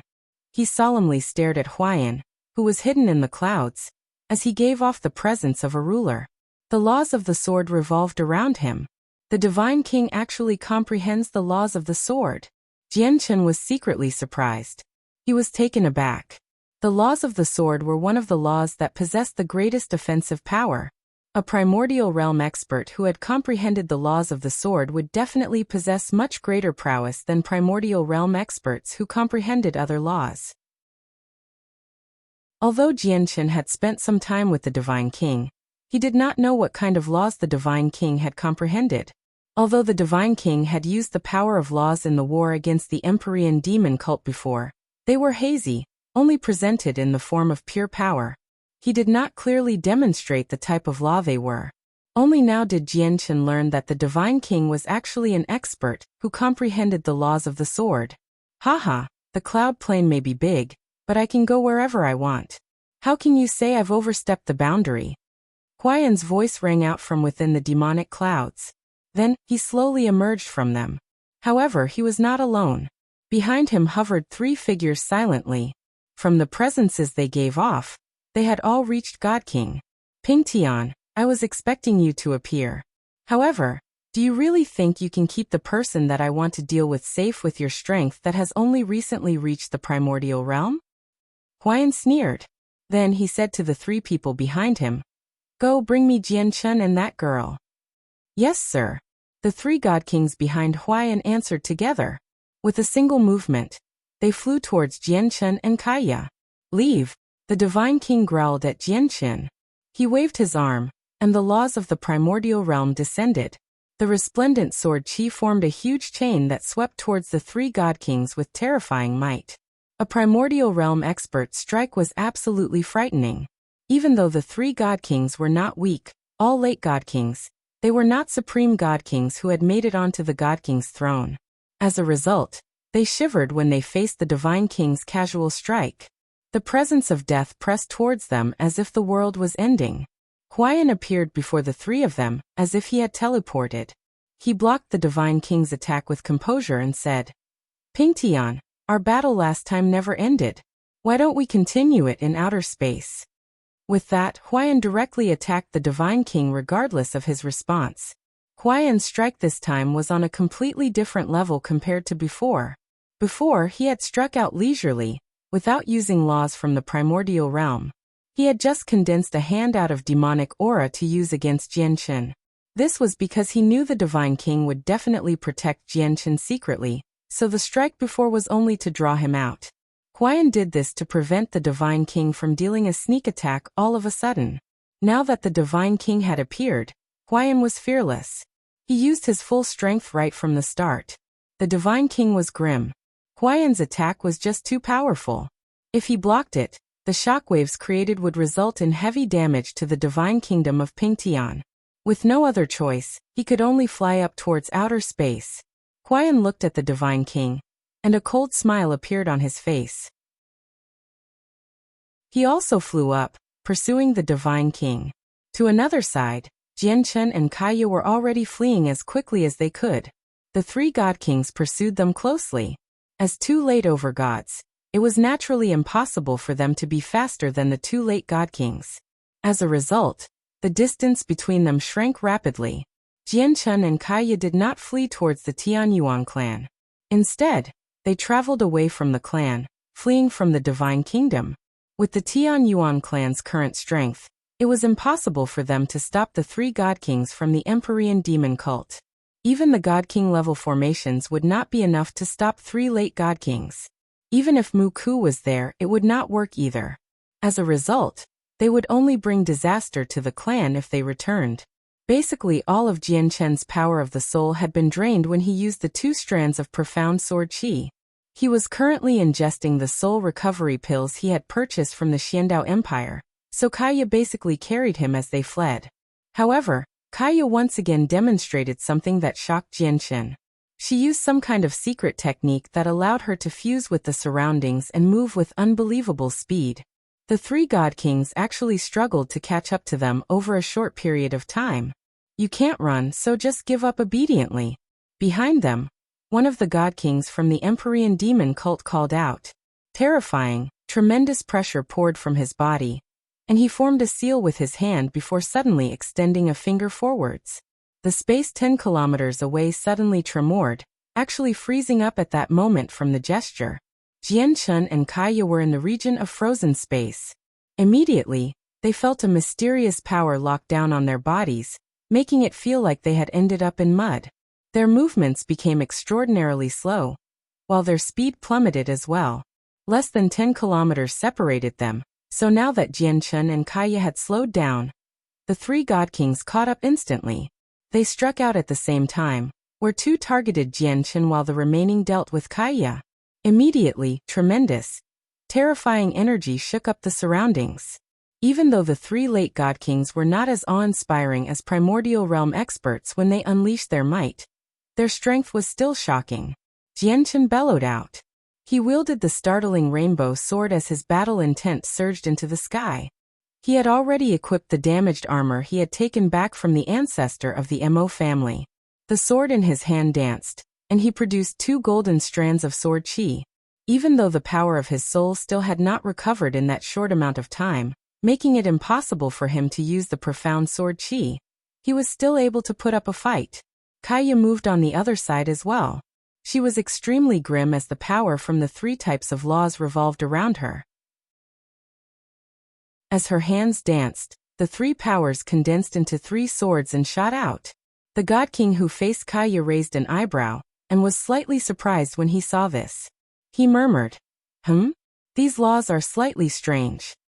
The God King from the Empyrean demon cult had also noticed that the laws that Kaya used were slightly different. However, he did not have too much time to think about it. Their attacks collided together viciously. Spurt. Kaya puked up blood as her body was knocked away like a broken kite. The laws she used were rather different, and she had delivered a shocking attack with the 3 types of laws, but she was still just a late overgod after all. The difference between her and a late God King was too great. It was so great that even the 3 laws she could use were not enough to make up for it. At the same time, from just a single clash with the 2 God Kings, Jianchen produced a bloody mist that contained most of his organs. He was also blown away like Kaya while the startling rainbow sword in his hand had dimmed. A slight crack had appeared on the guard of the sword as well, and it stretched across the entire sword. Late God Kings were just too powerful. Moreover, they had struck out together as well. So even with the protection of the God artifact, Jianchen struggled to endure it, becoming extremely injured. Most importantly, only the surface of his God artifact had been repaired. As such, although it seemed to be in perfect condition, its defenses as a God artifact could not be used at all. Blood constantly spurted out of his mouth as Jianchen flew backwards. Every single mouthful of blood contained pieces of his organs. He was able to put up a fight and win against early God Kings, but he would not be able to fight back at all against late God Kings. The difference between late and early God King was just far too great. At this moment, Kaya caught up to Jianchen with a pale face and some residual blood at the corner of her lips. She grabbed him before gritting her teeth, fleeing into the distance without any hesitation. Ahaha, and you still want to run? If we really do let you 2 puny overgods escape, will the 3 of us still have the face to remain in the Hall of Protectors? The 3 God Kings laughed aloud behind as they looked at Kaya and Jianchen like cats toying with their food. Jianchen coughed up a few mouthfuls of blood as he glanced at the 3 pursuing God Kings coldly. Then he wrapped his left arm around Kaya's waist and formed a seal with his right hand, using the linear lightning release. Kaya immediately shuddered when Jianchen wrapped his hand around her. She looked at Jianchen with mixed emotions. In her memory, there had yet to be a man who had held her like that aside from her father. Moreover, she felt an intense repulsion towards a man touching her so closely like that. The repulsion rose up, growing stronger and stronger as if a voice constantly reminded her to resist. It had almost shaken her will, which would lead to her directly resisting Jianchen. However, Kaya was in no position to think. She felt her body suddenly sink, and the surroundings turned into a blur instantly. The scenery around her shot past as blurry streaks of light. Jianchen had already used the linear lightning release. He and Kaya were surrounded by light as they turned into a bolt of lightning and shot off into the distance with unbelievable speed. They were so fast that they could not be described as covering 1,000 kilometers in a split second. Instead, it was 10,000 kilometers, or even several tens of thousand kilometers. The eyes of the 3 pursuing God Kings of the Empyrean demon cult narrowed all of a sudden. Jianchen and Kaya were so quick that it stunned them. Their speed had basically surpassed the limits of what the naked eye could see. Their movement could only be caught with the senses of the soul. Chase them. We can't let them escape. One of the God Kings bellowed out, and immediately used a secret technique with the other 2 God Kings. Their speeds also skyrocketed all of a sudden, turning into 3 blurs as they chased. Jianchen's linear lightning release was very fast, but the amount of time he could maintain it was far too short. They were unable to evade the senses of a God King's soul in such a short amount of time. As a result, even though Jianchen and Kaya managed to flee to a point where the God Kings were no longer able to see them, they still remained in the area the God King's senses of the soul covered. Over 100,000 kilometers away, The light around Jianchen and Kaya slowly faded, and their terrifying speed brought on by the linear lightning release vanished. The three God Kings had vanished behind them. However, they knew that they still had not shaken off the three God Kings. As a matter of fact, they could even sense three extremely powerful presences rush over in the distance. They would be able to catch up in under a minute. Jianchen, what do we do now? Kaya broke free from Jianchen's arm without showing any repulsion, and said worriedly. Go dash. Just when Jianchen wanted to talk, he aggravated his wounds, so he experienced a violent fit of coughing. A few more mouthfuls of blood and organs spurted out from his mouth. Even though he had only clashed once with the two God Kings, his opponents were late God Kings after all. Jianchen suffered severe wounds from that. If it were not for his chaotic body, he would have collapsed long ago. Jianchen, how are you?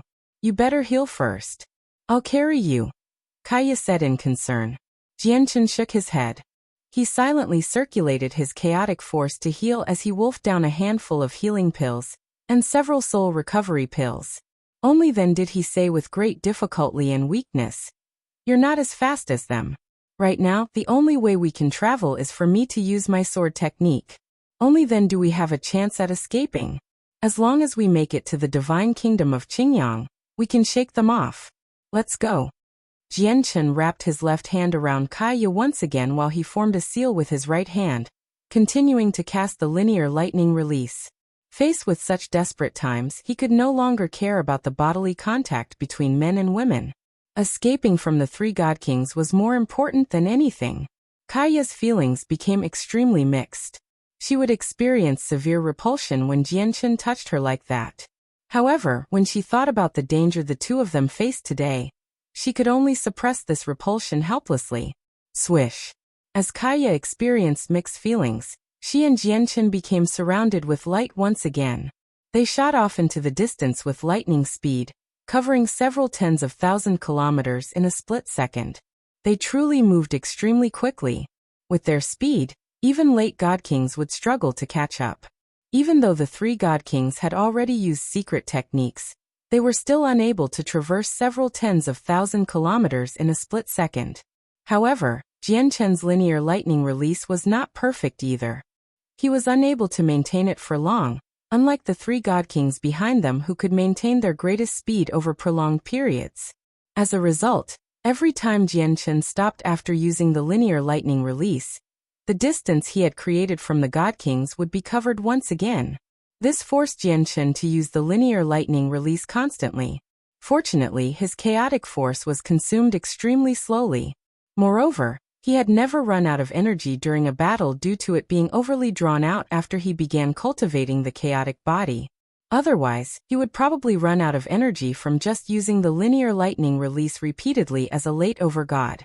The earth stretched into the distance, and the rivers and mountains rapidly receded.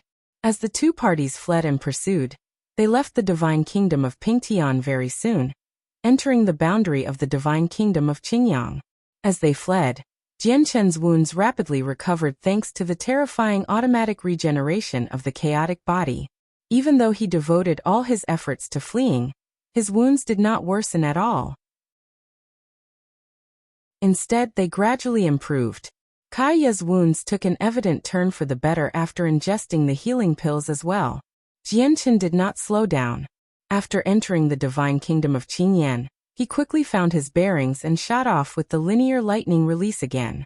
Behind them, the three God Kings tailed closely.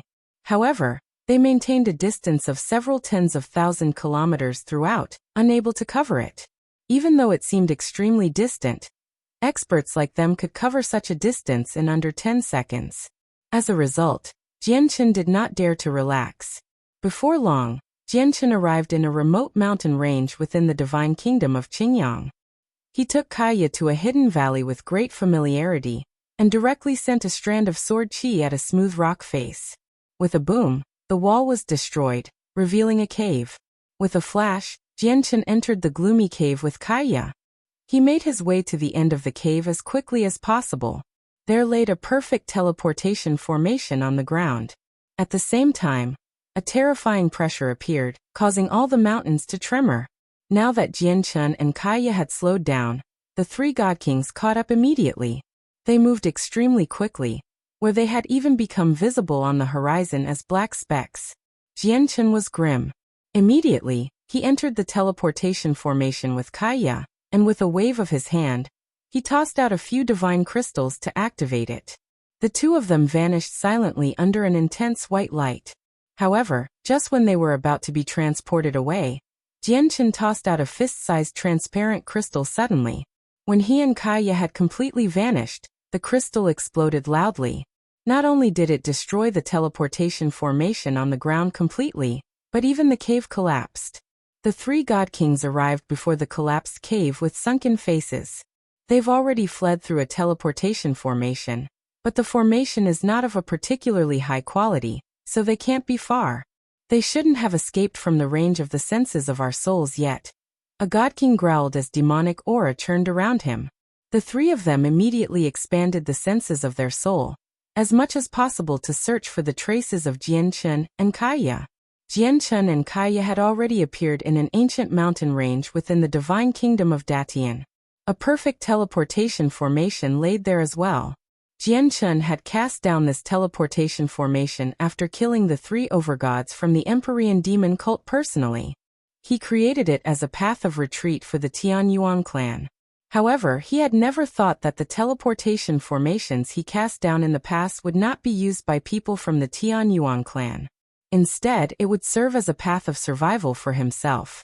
I never thought there was such a well-hidden teleportation formation in the divine kingdom of Qingyang. Thank God for it, or it would have been almost impossible to escape from the three god kings. Kaya patted her chest within the gloomy cave as she said in lingering fear. She looked at Jianchen and asked, Jianchen, where are we right now? We should have escaped from the three god kings, right? Jianchen remained grim. He shook his head in response to Kaya and said, We're currently in the divine kingdom of Datian. Although it's extremely distant from the divine kingdom of Qingyang, they're god kings after all and late god kings at that. Their senses of the soul are so powerful that they can engulf an entire divine kingdom without any effort. As a result, we still haven't escaped from the range of their senses with where we are right now. However, when Jianchen finished talking, their faces both changed. At that moment, they could clearly sense extremely powerful senses of the soul sweep over. Just the pressure from the senses made them feel like they bore mountains on their backs. They've already found us. Let's keep teleporting.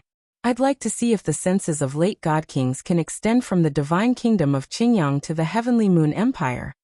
Jianchen said coldly. He pulled Kaya into the teleportation formation and activated it again, leaving the cave. Like before, Jianchen destroyed the teleportation in the divine kingdom of Datian when they left to prevent the three god kings from using it. As a result, the three god kings could only slowly fly their way to the heavenly moon empire if they wanted to catch them. Although god kings flew extremely quickly, where it would not take them very long at all to make it to the heavenly moon empire, this was extremely valuable time to Jianchen. The divine king was still engaged in an intense battle against Huayan in outer space. Sword chi crisscrossed the space with surprising sword intent. Each strand of sword chi was blinding, shooting off like galaxies with devastating power. The divine king was still engaged in an intense battle against Huayan in outer space. Sword chi crisscrossed the space with surprising sword intent. Each strand of sword chi was blinding, shooting off like galaxies with devastating power. The divine king was a primordial realm expert, and his laws of the sword had reached sword immortal. Sword chi permeated his surroundings, revolving around him like countless illusionary swords. Right now, he seemed like an immortal of the sword. It was like he possesses a certain ethereal lightness. On the other side, Huayan churned with demonic aura. His laws of darkness swallowed all light, causing the celestial bodies to dim. It clashed time and time again with the divine king's laws of the sword. The two of them seemed to be locked in an extremely intense battle, but they did not try to claim each other's lives in reality. However, even with that being the case, the battle was still devastating. It caused space to distort and turned it into a mess. They kept each other busy so that neither of them would have the energy to worry about Jianchen. The divine king had already reached the limits of what he could do. He was no longer able to do anything about the three god kings who chased Jianchen. Right now, the heritage of the divine kingdom of Pingtian was simply far too shallow. Even though they possessed a primordial realm expert, they only possessed a single god king, the Grand Imperial Protector. Moreover, the Grand Imperial Protector was only an early god king. He was completely useless to the dangers that Jianchen faced. Through the teleportation formation, Jianchen had successfully arrived in the Heavenly Moon Empire now. After destroying the teleportation formation in the Heavenly Moon Empire, he and Kaya shot towards the imperial capital with lightning speed. Along the way, Jianchen swallowed a few more healing pills. Coupled with the regeneration of his chaotic body, he recovered as quickly as possible. Kaya also wolfed down pills to heal as she fled as quickly as she could with Jianchen. Jianchen, where are we going next? Kaya asked. After coming to the Saint's world, this was the first time she had left the Dong'an province. Moreover, 3 experts were hunting her down, so she completely had no idea because she was unfamiliar with the Saint's world. After some thought, Jianchen replied, "The Empyrean demon cult has their eyes on us now. We definitely can't return to the Tianyuan clan, so we can only flee to further places so that we can completely shake them off. Our greatest enemy is not the 3 god kings, but one of the 3 vice leaders of the Empyrean demon cult, Huayan. Although Huayan is busy with the divine king, that won't last for too long. As a result, we need to find a way to escape from Huayan." With that, the light in Jianchen's eyes flickered. He furrowed his brows in thought for a while before making up his mind. He said, "Let's go to the Blood Sun Empire." Before long, Jianchen and Kaya arrived in the imperial capital of the Heavenly Moon Empire. Without even spending a second longer there than necessary, they paid quite a hefty price and were teleported away to the Blood Sun Empire. The Blood Sun Empire was the ruler of the southern region. Their status was supreme, and their authority in the southern region was equivalent to the Shi Empire's authority in the northern region. They were the ultimate existence. Currently, Huayan targeted Jianchen, so if there were any places that a primordial realm expert like Huayan would fear, there would only be the eternal Blood Sun Empire. At the same time, in the imperial palace of the Shi Empire, a beautiful but troubled woman who seemed to be in her 20s sat within a pavilion in the imperial gardens. She stared at the embroidered box she had placed on the stone table there, and sighed constantly. This woman was Princess Tian of the Shi Empire. "Sigh, it has already been so long and I've yet to complete Jianchen's request. What do I do?" Princess Tian murmured. She stared at the box on the table remotely as worry filled her face. "It's all my fault. I didn't think too much of it when I agreed to Jianchen's request. I thought it would be a piece of cake, where I could complete it easily. I never thought it would actually be so difficult now that I've tried it. I probably can't even take out the box in front of Aunt with her temperament, while I've never found a chance to give it to Uncle." The princess supported her chin with her hands as she sat in the garden, sighing powerlessly. Now the box had basically become something that burdened her heart.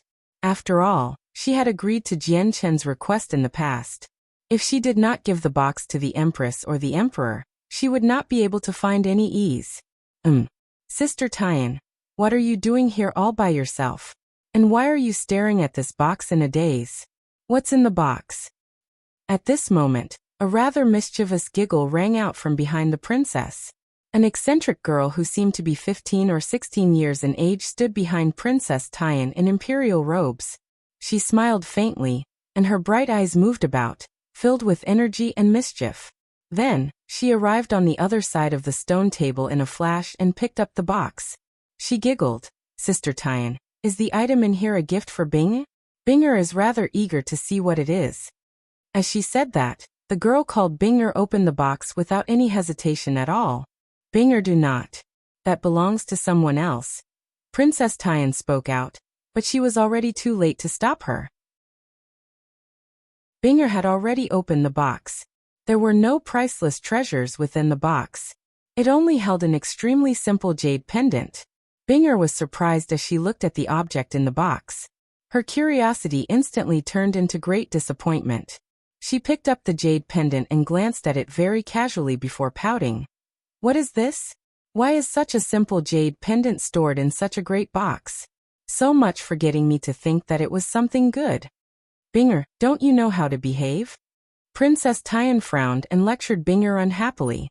Even though she was stern, there was a sliver of adoration for Binger in her eyes. As she said that, Princess Tian snatched the jade pendant from Binger's hand. She could not help but study it herself. She had always been extremely curious about what the box held as well. After all, Jianchen had stressed that it was a gift she had to give to the Empress or the Emperor personally. Evidently, the item inside would be extremely important. However, when Princess Tian looked at the jade pendant in her hand, she felt extremely doubtful and confused. She could tell that the jade pendant was nothing precious. It was made from extremely simple materials, and it would not raise any attention if it was just laid down somewhere in the imperial palace. The only thing that did catch some attention was the extremely exquisite and beautiful patterning on the jade pendant. However, the two words Shiyu carved on there perplexed the princess slightly. So this is the item that Jianchen needed me to give to uncle or aunt personally? Princess Tian became covered in cold sweat from shock. At that moment, she felt extremely fortunate that Binger had opened the box, allowing her to know what it held. Otherwise, it would have been humiliating if she had really given such a simple jade pendant to her aunt or uncle. Even if her aunt or uncle did not take offense, she would be completely embarrassed. Siener, at this moment, a somewhat dignified voice rang out. The graceful empress appeared within the imperial gardens and slowly made her way towards Princess Tian. Ah, aunt. Princess Tian was taken aback. She turned around to glance at the empress who slowly made her way over before she thought about the open box on the stone table. Immediately, she felt rather flustered. However, she seemed to fail to realize that the jade pendant from the box was still in her hand. Binger greets the empress. The girl called Binger stopped acting mischievously and bowed towards the empress politely. Before the empress, she was unable to behave as naturally as Princess Tian. She was extremely nervous. The empress looked at Princess Tian gently. Just when she was about to say something, she suddenly saw the jade pendant in the princess' hand. The empress abruptly quivered, and her face changed all of a sudden as well. Her beautiful, phoenix-like eyes seemed to freeze up as they became fixed on the jade pendant in Princess Tian's hands. In the next moment, the empress moved slightly and appeared before Princess Tian like she had teleported. Before the princess could return to her senses, the empress had grabbed the jade pendant from the princess' hand and studied it carefully. In the next moment, the empress moved slightly and appeared before Princess Tian like she had teleported. Before the princess could return to her senses, the empress had grabbed the jade pendant from the princess' hand and studied it carefully. Even though the pendant was made from something extremely simple, the exquisite carvings on it made the empress' cold heart beat heavily. In particular, when she saw the two words, Shiyu engraved on the pendant, her hand that held it began to shake involuntarily. She could not be more familiar with the pendant. As a matter of fact, the appearance of the pendant, the exquisite carvings and the engraved words, had already formed a brand that was stamped deeply into her soul. She would never forget it in her life. This was because when she and Shi Ziyun had been hunted down by enemies and were forced to abandon their daughter, they had left a jade pendant exactly like this one with her. They did this so that they would be able to identify her in the future. Even though the material was different, everything else was the same as the pendant she had left behind in the past. It was exactly the same. Siener WW, where did you get this jade pendant? Tears shone in the empress' eyes as her trembling voice was filled with urgency. There was raw excitement in there that anyone could detect. In that moment, the empress' immovable heart seemed to explode like a volcano. Her feelings churned violently as she struggled to remain calm. For all these years, she and the Shi Emperor had been deeply concerned, basically thinking about their daughter at all times. They had even sent people to search for her secretly during these 2 millennia. But they received no news at all. As time went on, their missing daughter basically turned into anxiety for the couple, making them experience eternal pain. This was because they had failed to find any leads in these 2,000 years. In a brutal world where power was everything, the two of them had no idea whether their daughter was still alive or not. However, Now that the Empress, who had almost become despaired, suddenly saw a jade pendant similar to the one she had left with her daughter, the flames of hope were reignited.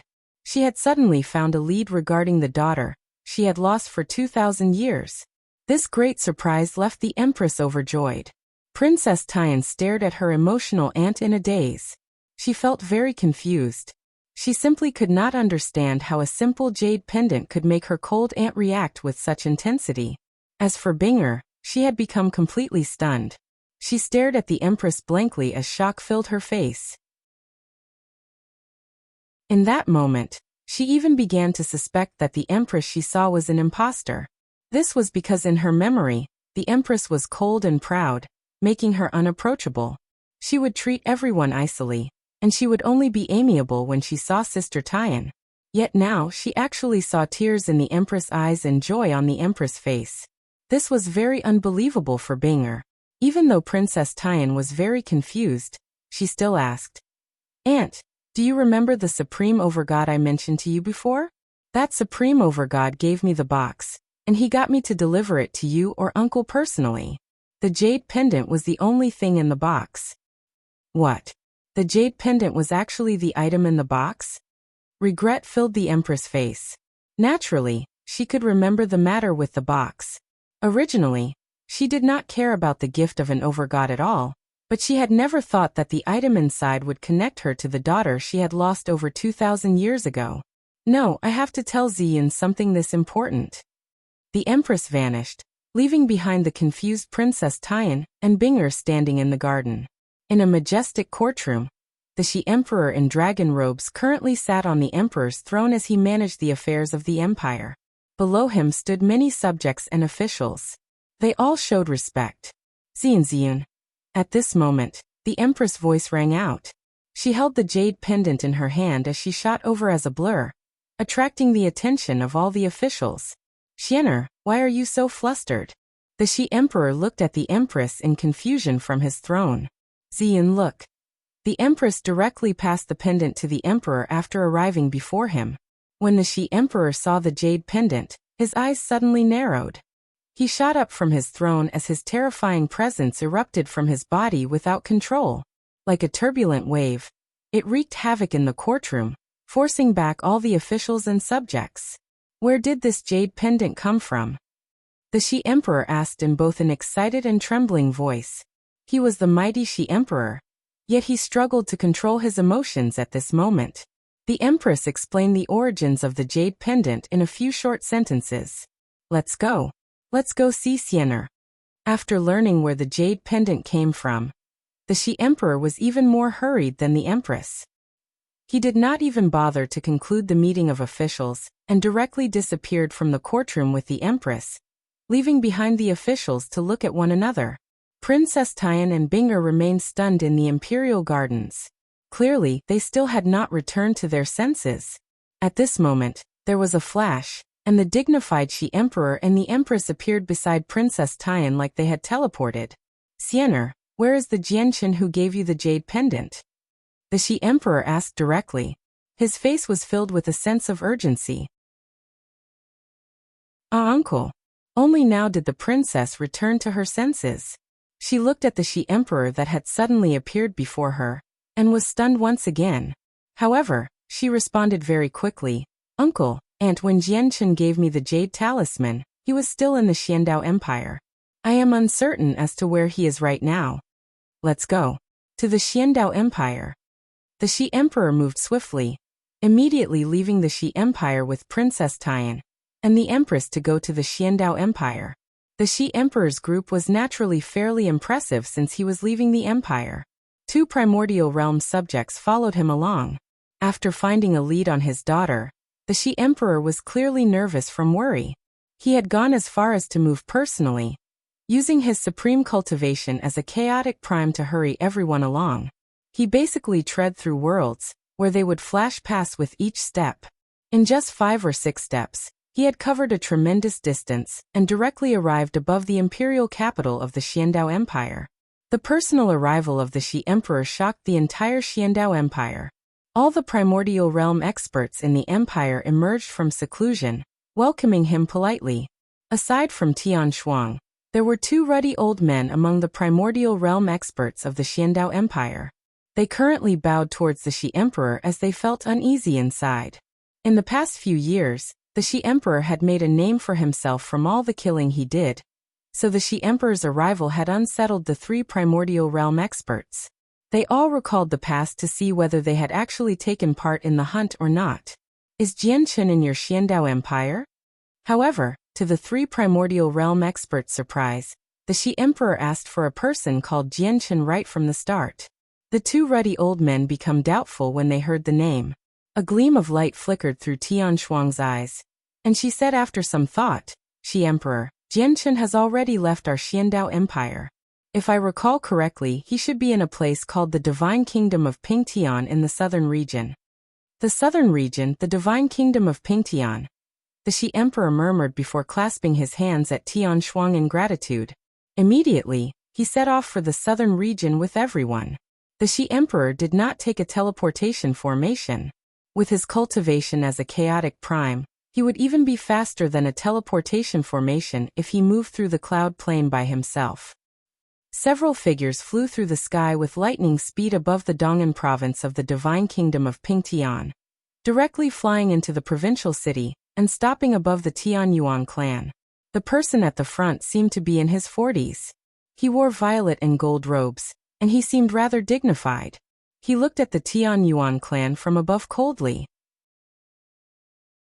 This middle-aged man was the 9th prince of the Eternal Blood Sun Empire. According to the information the ancestor of the Earth Spirit Sect provided, he had directly come to the Tianyuan clan. 9th prince, the Tianyuan clan is only a small clan. Are they really connected to the loss of the Flower of Ways? A god king asked carefully from behind the 9th prince. The 9th prince hovered in the air and stared at the Tianyuan clan emotionlessly. He said, the person from the Earth Spirit Sect told me anonymously through the jade slip that several decades ago, Jianchen assisted the soul of a primordial realm expert to obtain a few things Duanmu left behind in his dwelling, which also allowed her to recover her body. At that time, the primordial realm expert was only an overgod after recovering her body. And recently, Jianchen caught the eyes of the commander of the 7th Army from the Empyrean demon cult, Yashi Lian. A primordial realm expert saved him in the end, and even Yashi Lian was captured. It's extremely likely that this primordial realm expert is the one who had recovered her body under Jianchen's helping God King Duanmu's dwelling. The 9th prince stood with his arms crossed and said slowly, even if a soul that has newly forged a body was once a primordial realm expert, it's impossible for them to recover so rapidly, unless they use extremely precious heavenly resources. The Flower of Ways just happens to be an extremely precious heavenly resource. As a result, I can basically conclude that the person who stole the Flower of Ways is the primordial realm expert behind Jianchen. With that, the 9th prince's face darkened and killing intent appeared in his eyes. He had already realized that the Flower of Ways had probably already been ingested, but he needed to make someone pay. This was because without the Flower of Ways, it would take him forever to reach the primordial realm. Even with his extraordinary talent, overcoming the bottleneck between godhood and the primordial realm was still difficult. The 9th prince became more furious the more he thought about it. In the end, it transformed into raging killing intent, and he directly hurled a punch at the Tianyuan clan. Boom! The entire provincial city rumbled loudly, and the God King level formation that had been recently cast down over the Tianyuan clan completely collapsed from the 9th prince's punch. The formation was only enough to stop attacks from early God Kings, while the 9th prince had already reached the peak of God King. He was preparing to break through to the primordial realm. It was impossible for the formation to stop him. With the destruction of the formation, the Tianyuan clan was clearly exposed. With the destruction of the formation, the Tianyuan clan was clearly exposed. However, the Tianyuan clan was no longer in perfect condition. The 9th prince's attack was simply too powerful. Not only did it destroy the formation, but the powerful shockwaves of energy had also destroyed a third of the clan. It was a mess as far as the eye could see. If it were not for the protective formation that blocked most of the 9th prince's attack, probably the entire Tianyuan clan would have been devastated by the ninth prince. However, even with that being the case, many of the weaker servants and guards in the Tianyuan clan were affected by the shockwave and became heavily injured. The sudden occurrence had thrown the entire Tianyuan clan into a mess. Many people ran about frantically. They all paled when they saw how the God King level formation had already collapsed. Shi Yu and Mo Ling, Ando Fu, and the other elders currently gathered together as they stared at the sky sternly. Even Sacred Feather, Rui Jin, Hong Lian, Hei Yu, and the people from the world of Forsaken Saints emerged from the Forbidden Grounds. Seeing the ruined formations in the surroundings, they became extremely grim. They all knew that the protective formation around the Tianyuan clan was at the level of God Kings. There was both a trapping and killing formation there, so in the divine kingdom of Pingtian, it could be regarded as extremely powerful. Yet, when they saw the tough formation shatter without any prior signs, they realized just how powerful the offender was. May I ask how our Tianyuan clan has offended the seniors, where the seniors have to shatter our protective formation? Shi Yu said coldly from the Tianyuan clan as she stared at the ninth prince's group. Sacred Feather arrived beside Shi Yu as well. He stared at the people in the sky emotionlessly as a vicious light shone through his sharp gaze. The other elders of the Tianyuan clan stood behind Shi Yu and Sacred Feather. They were the only two overgods left in the Tianyuan clan now. The face of a god king behind the ninth prince immediately sank when he heard Shi Yu's cold questioning. He called out, "How dare you? Do you know who you're talking to? This is the ninth prince of the Blood Sun Empire. Why don't you kneel in greeting now that the ninth prince is here?" The expressions of all the people in the Tianyuan clan changed when they heard that. They could not help but look at each other. Many of them felt doubtful. They had no idea when the Tianyuan clan had offended the ninth prince of the Blood Sun Empire. Shi Yu's heart sank all of a sudden. The ninth prince had come with ill intentions, which made her feel that something bad was going to happen. Offending the Blood Sun Empire would result in consequences that were even worse than offending the Empyrean demon cult. The Blood Sun Empire was the ruler of the southern region, possessing a supreme status there.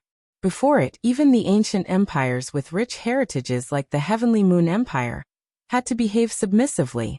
"Which one of you is Patriarch Jianchen?" the ninth prince asked with a sunken face. His voice was icy cold. "Your Highness, very unfortunately, the Patriarch is not in the clan right now," Shi responded emotionlessly with a clasped fist. "Not here." A vicious light flickered through the ninth prince's eyes. Just when he wanted to say something, his face changed suddenly, and his eyes instantly became filled with heavy, cold killing intent. Raising his hand, terrifying energy gathered, instantly condensing into a huge hand that fell onto the forbidden grounds of the Tianyuan clan. Boom! The ground shook violently. The ninth prince had directly used his energy hand to wrench out a secret room hidden beneath the forbidden grounds.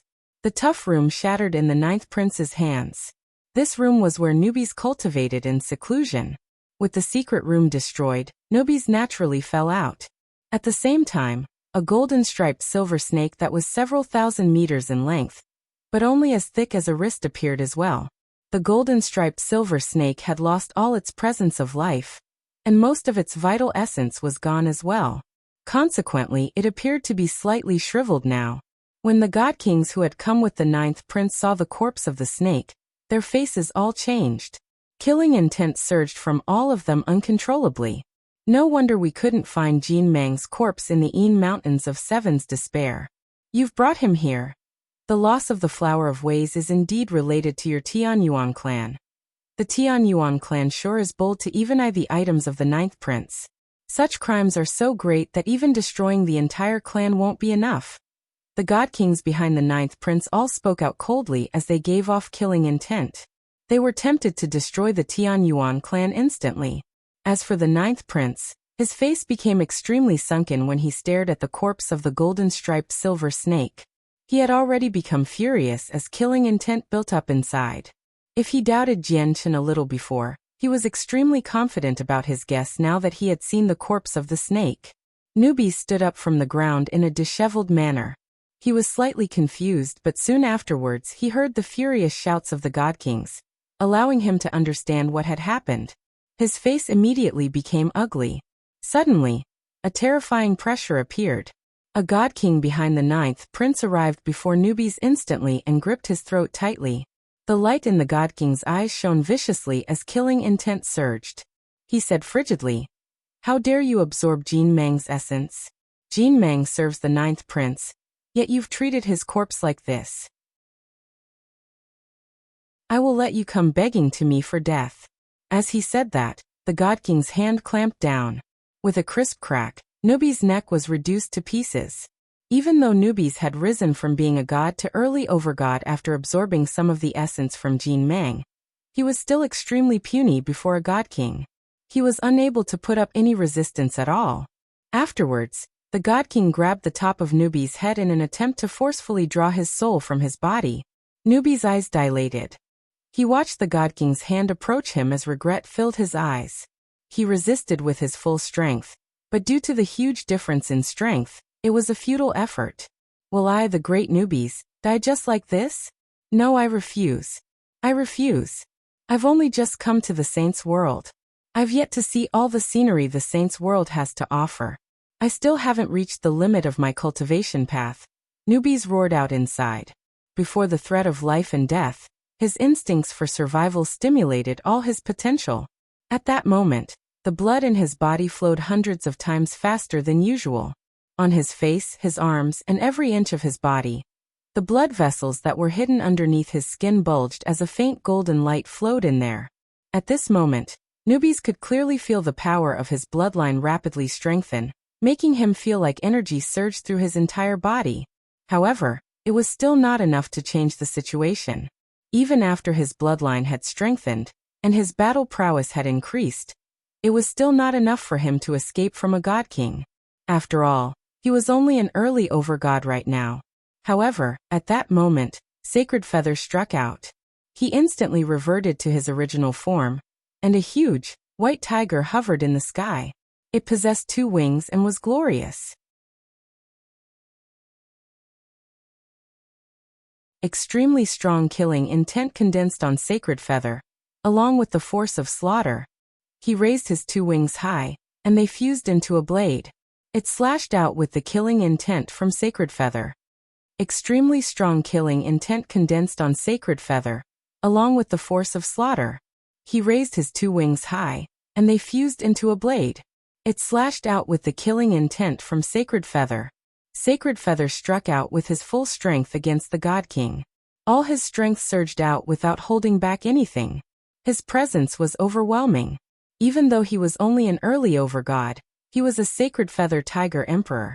His bloodline was extremely powerful. Coupled with the way of slaughter he had comprehended, his strike was extremely powerful. It had surpassed the amount of strength he should have been able to use right now. The God King, who grabbed Newbies by the neck and was just about to wrench out his soul in a brutal method, sneered disdainfully when he sensed Sacred Feather's attack. He scorned. An ant dares to stand up against a tiger? Die. With that, the God King's hand that had originally reached towards Newbie's head suddenly extended towards Sacred Feather's wings. Sacred Feather had condensed all his power into his wings. The power of the ways of slaughter had been condensed there as well. However, when his full-powered attack came in contact with the God King's hand, it was gripped tightly. The power within was unable to harm his opponent at all. It's actually the ways of slaughter. Impressive. The laws you've comprehended are very powerful. Unfortunately, your cultivation is just too weak, the God King said coldly. He looked at Sacred Feather coldly, and his hand tremored. An energy that was devastating to overgods struck Sacred Feather mercilessly. A bloody mist spurted out from Sacred Feather's mouth as he was knocked away powerlessly. His wings constantly cracked as white feathers floated in the sky. Sacred Feather's wings collapsed powerlessly. Not only did they turn red from the blood, but even his body had been dyed red. A God King's strike was powerful. Although Sacred Feather's bloodline was powerful, it was unable to make up for the huge difference in strength between an overgod and a God King. Just a single attack had rendered him heavily injured. Sacred Feather, Rui Jin Honglian, and He Yu all called out. They arrived before Sacred Feather with a single step.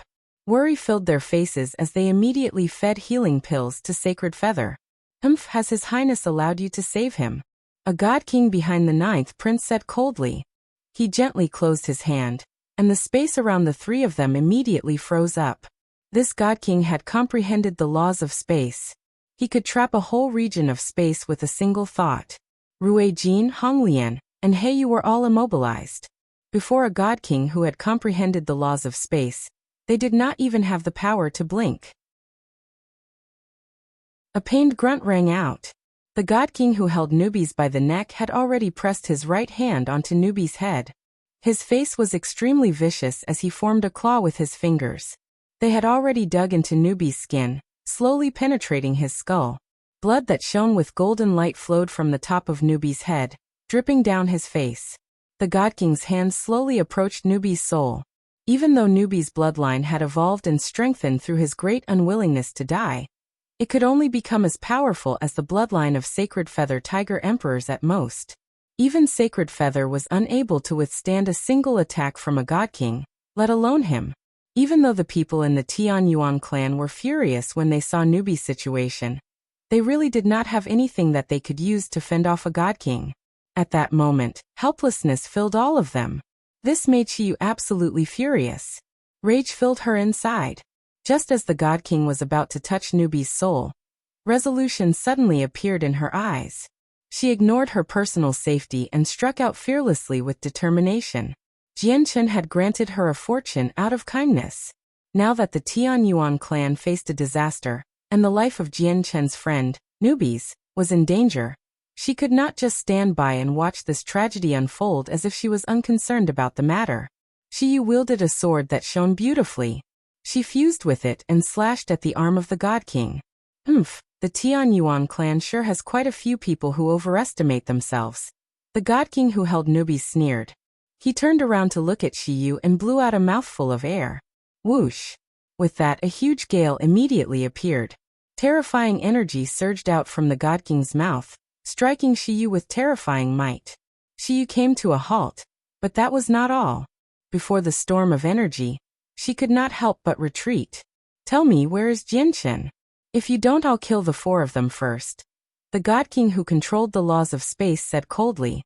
As his hand gradually tightened, the space around Rui Jin and the others creaked audibly. Under the god king's control, the space there had visibly compressed. Rui Jin, Honglian and Heiyu, who were trapped in the space there, were compressed as well. Their clothes pressed tightly against their bodies as they resisted the compression. The pressure from all directions had made their bodies shrink visibly. Under the tremendous pressure, blood oozed from the pores of their bodies, dyeing their clothes red. If this continued, the three of them would burst to death. However, the three of them were unable to do anything about it. No, it shouldn't just be the four of them. It should include these people as well. The god king who controlled the laws of space said inattentively. He gently extended a hand towards the upper echelon of the Tianyuan clan. Instantly, the space behind Shiyu froze as well. All the important members of the Tianyuan clan had been trapped in space. Among them included the ancestor of the previous Mo clan, Mo Ling, Shiyu's foster father, and even Mo Yen. The entire Tianyuan clan had become speechless. The arrival of the ninth prince and his people were like the shade of death, looming over the clan. Shiyu's body trembled at this sight. Suddenly, she bellowed out, and flames expanded from her body. The flames did not give off any heat, but with the appearance of them, her presence actually skyrocketed. It surpassed early Overgod very soon and reached a higher level. However, even though Shiyu's presence rose, and she had become stronger, her vitality weakened at a visible rate. Her long, black hair paled rapidly, becoming gray, and then snow-white. The situation of the Tianyuan clan had stimulated Shiyu greatly, to the point where she would even go as far as to burn her own life and soul for greater strength. Currently, flames burned around Shiyu as her snow-white hair danced. She gave off an extremely terrifying presence. Chapter 1978. The Shi Emperor's Daughter 1. Shiyu looked at the ninth prince with unconcealable rage and resentment. The ninth prince had brought on all of the disasters that the Tianyuan clan faced today. Ninth prince, I want to kill you. Shiyu roared out furiously. She fused with her sword and stabbed at the ninth prince as hard as she could with the power she had gained from burning her vitality. The sword shone, illuminated the entire city. The attack was like a comet through the sky, shining with great resplendence. It bore the color of life burning away as it moved out like it was unstoppable. It possessed Shiyu's determination to kill. Seeing how Shiyu attacked the ninth prince, the god kings who had come with the ninth prince were all slightly stunned before revealing strange smiles. Scorn and disdain filled their smiles. The ninth prince was not like those wastrels from other large organizations, who only relied on their statuses to have their way, while their own strength was weak. He was not the type to put on a strong front to hide his weakness. In reality, the ninth prince was the most powerful and most terrifying person among them. He had reached the peak of God King, and was already making preparations for his breakthrough to the primordial realm. Before an expert like that, even if a God King burned their life and soul, they would not be able to injure him, let alone a puny over-god. The ninth prince looked at Shiyu coldly as if he was a great lord looking at an ant. He did not make any unnecessary actions in response to the strike that Shiyu had put her life into. He only waved his hand gently like it was nothing, remaining composed. Immediately, the surroundings changed. The ninth prince's seemingly unserious movement possessed overwhelming power. At that moment, he was like the ruler of the world, where he could destroy the entire place with a simple raise of his hand. Before Shiyu could even approach the ninth prince, she sensed an irresistible force surge over. Before it, she felt like she was a tiny boat in the great ocean, so insignificant and fragile. Crack. The sword in Shiyu's hand directly shattered when it came in contact with the force from the ninth prince. It turned into countless shards as a terrifying force passed through her arm, ramming into her body heavily. Spurt. Shiyu puked out a mouthful of blood and organs that sprayed into the sky. It dyed the entire place red. Shiyu was blown away like a broken kite. As she was knocked back, her right hand that held her sword had already turned into a bloody mess, where even her bones had turned to dust. Afterwards, her entire right arm actually fell apart rapidly in the air. It vanished bit by bit. A short while later, Shiyu's right arm had completely vanished, only leaving a bloody pile behind. Shiyu was knocked very far away. She only struck the ground heavily after slamming into the spatial barrier that trapped the important members of the Tianyuan clan. Blood constantly spurted from her mouth.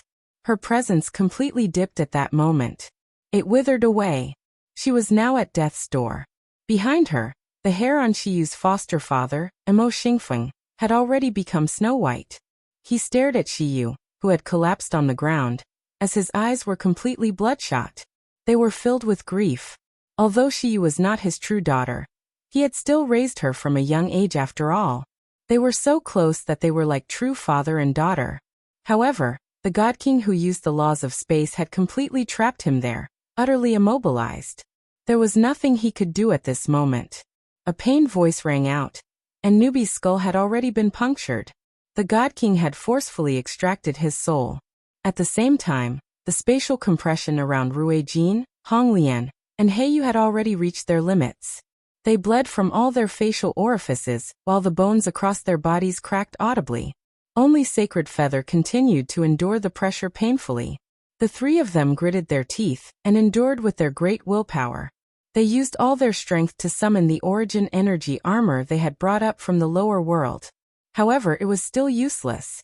The armor instantly became covered with cracks under the compression of space before shattering into pieces. The ninth prince watched this happen coldly. He said, "I'll give you 3 seconds. Contact your patriarch and tell him to return. Or tell me who the primordial realm expert behind Jianshin is, and where she is. I can give you a quick death if you do that. Or..." The ninth prince glanced across the people of the Tianyuan clan coldly, and he said with killing intent, "I'll make you come begging for death." She raised her head and stared at the ninth prince in resentment. She said weakly, "If you want to kill us, then kill us. We will never contact the patriarch. However, I can guarantee you that if you destroy our Tianyuan clan, our patriarch will destroy your entire empire in revenge in the future." Shiyu spoke stubbornly, choosing to die rather than to yield. The ninth prince's gaze turned cold. He extended a hand and brought Shiyu over. He gripped her neck as he held her in the air and said, "You sure have some pride." However, there are always times where the prouder a person is, the more miserable their outcome is. The ninth prince glanced behind him and said, "Mo Yen, aren't you the most skilled in methods of harvesting yin to replenish your yang? I'll grant this woman to you right now. Treat her well." With that, the ninth prince directly tossed Shiyu over. Behind the ninth prince, there were still 2 other god kings who did not take part in the battle. When they saw the ninth prince toss Shiyu over, a nefarious light immediately flickered through the eyes of one of them. He picked up Shiyu with his arms and he snickered, "Your Highness is wise. To kill such a beautiful woman would be quite a pity. I'll follow your Highness' orders and treat this woman well." Don't you dare." Shiyu's face changed when she heard their conversation. Determination filled her eyes as she wanted to blow herself up. However, Mo Yin only pointed at Shiyu gently and sealed up all her cultivation, severing her thoughts of blowing herself up. Then he sniggered, "Little beauty, you can't die so soon. You've cultivated for all these years, but you must not have enjoyed the feeling of being loved by a man, right? But don't worry, it'll happen very soon. You'll understand the joys of being loved by a man. You'll never forget the lovely feeling. Ha ha ha ha ha." With that, Mo Yen began to gently strip away Shiyu's bloodied clothes before everyone. He did not move quickly. Instead, it was extremely slow. The nefarious light in his eyes shone brighter and brighter. This sight utterly enraged all the people of the Tianyuan clan. However, they were all powerless against the ninth prince and his god kings. They could not even protect themselves. However, the space 1,000 meters above the Tianyuan clan suddenly rippled like water. With the rippling, a few people appeared in the empty space. Chapter 1979. The Shi Emperor's daughter, too. At the very front of the group was a middle-aged man. He wore dragon robes while his resolute face gave off an undeniable sense of dignity. Even though his presence was completely concealed, he seemed to be treading on top of the world as he appeared. Behind the middle-aged man were 2 women. One seemed to be in her 30s. She was graceful and charming, and she also possessed a sense of dignity. However, worry and excitement filled her face. The other woman only seemed to be in her 20s. She was beautiful and gave off a noble presence as if she led a luxurious life. People could tell that she possessed an extraordinary birth with just a single glance. Behind them were 2 ruddy old men.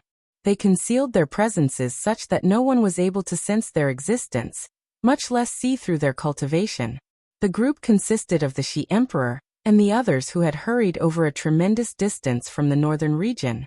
As soon as they arrived in the air above the Tianyuan clan, the Shi Emperor and the Empress looked down.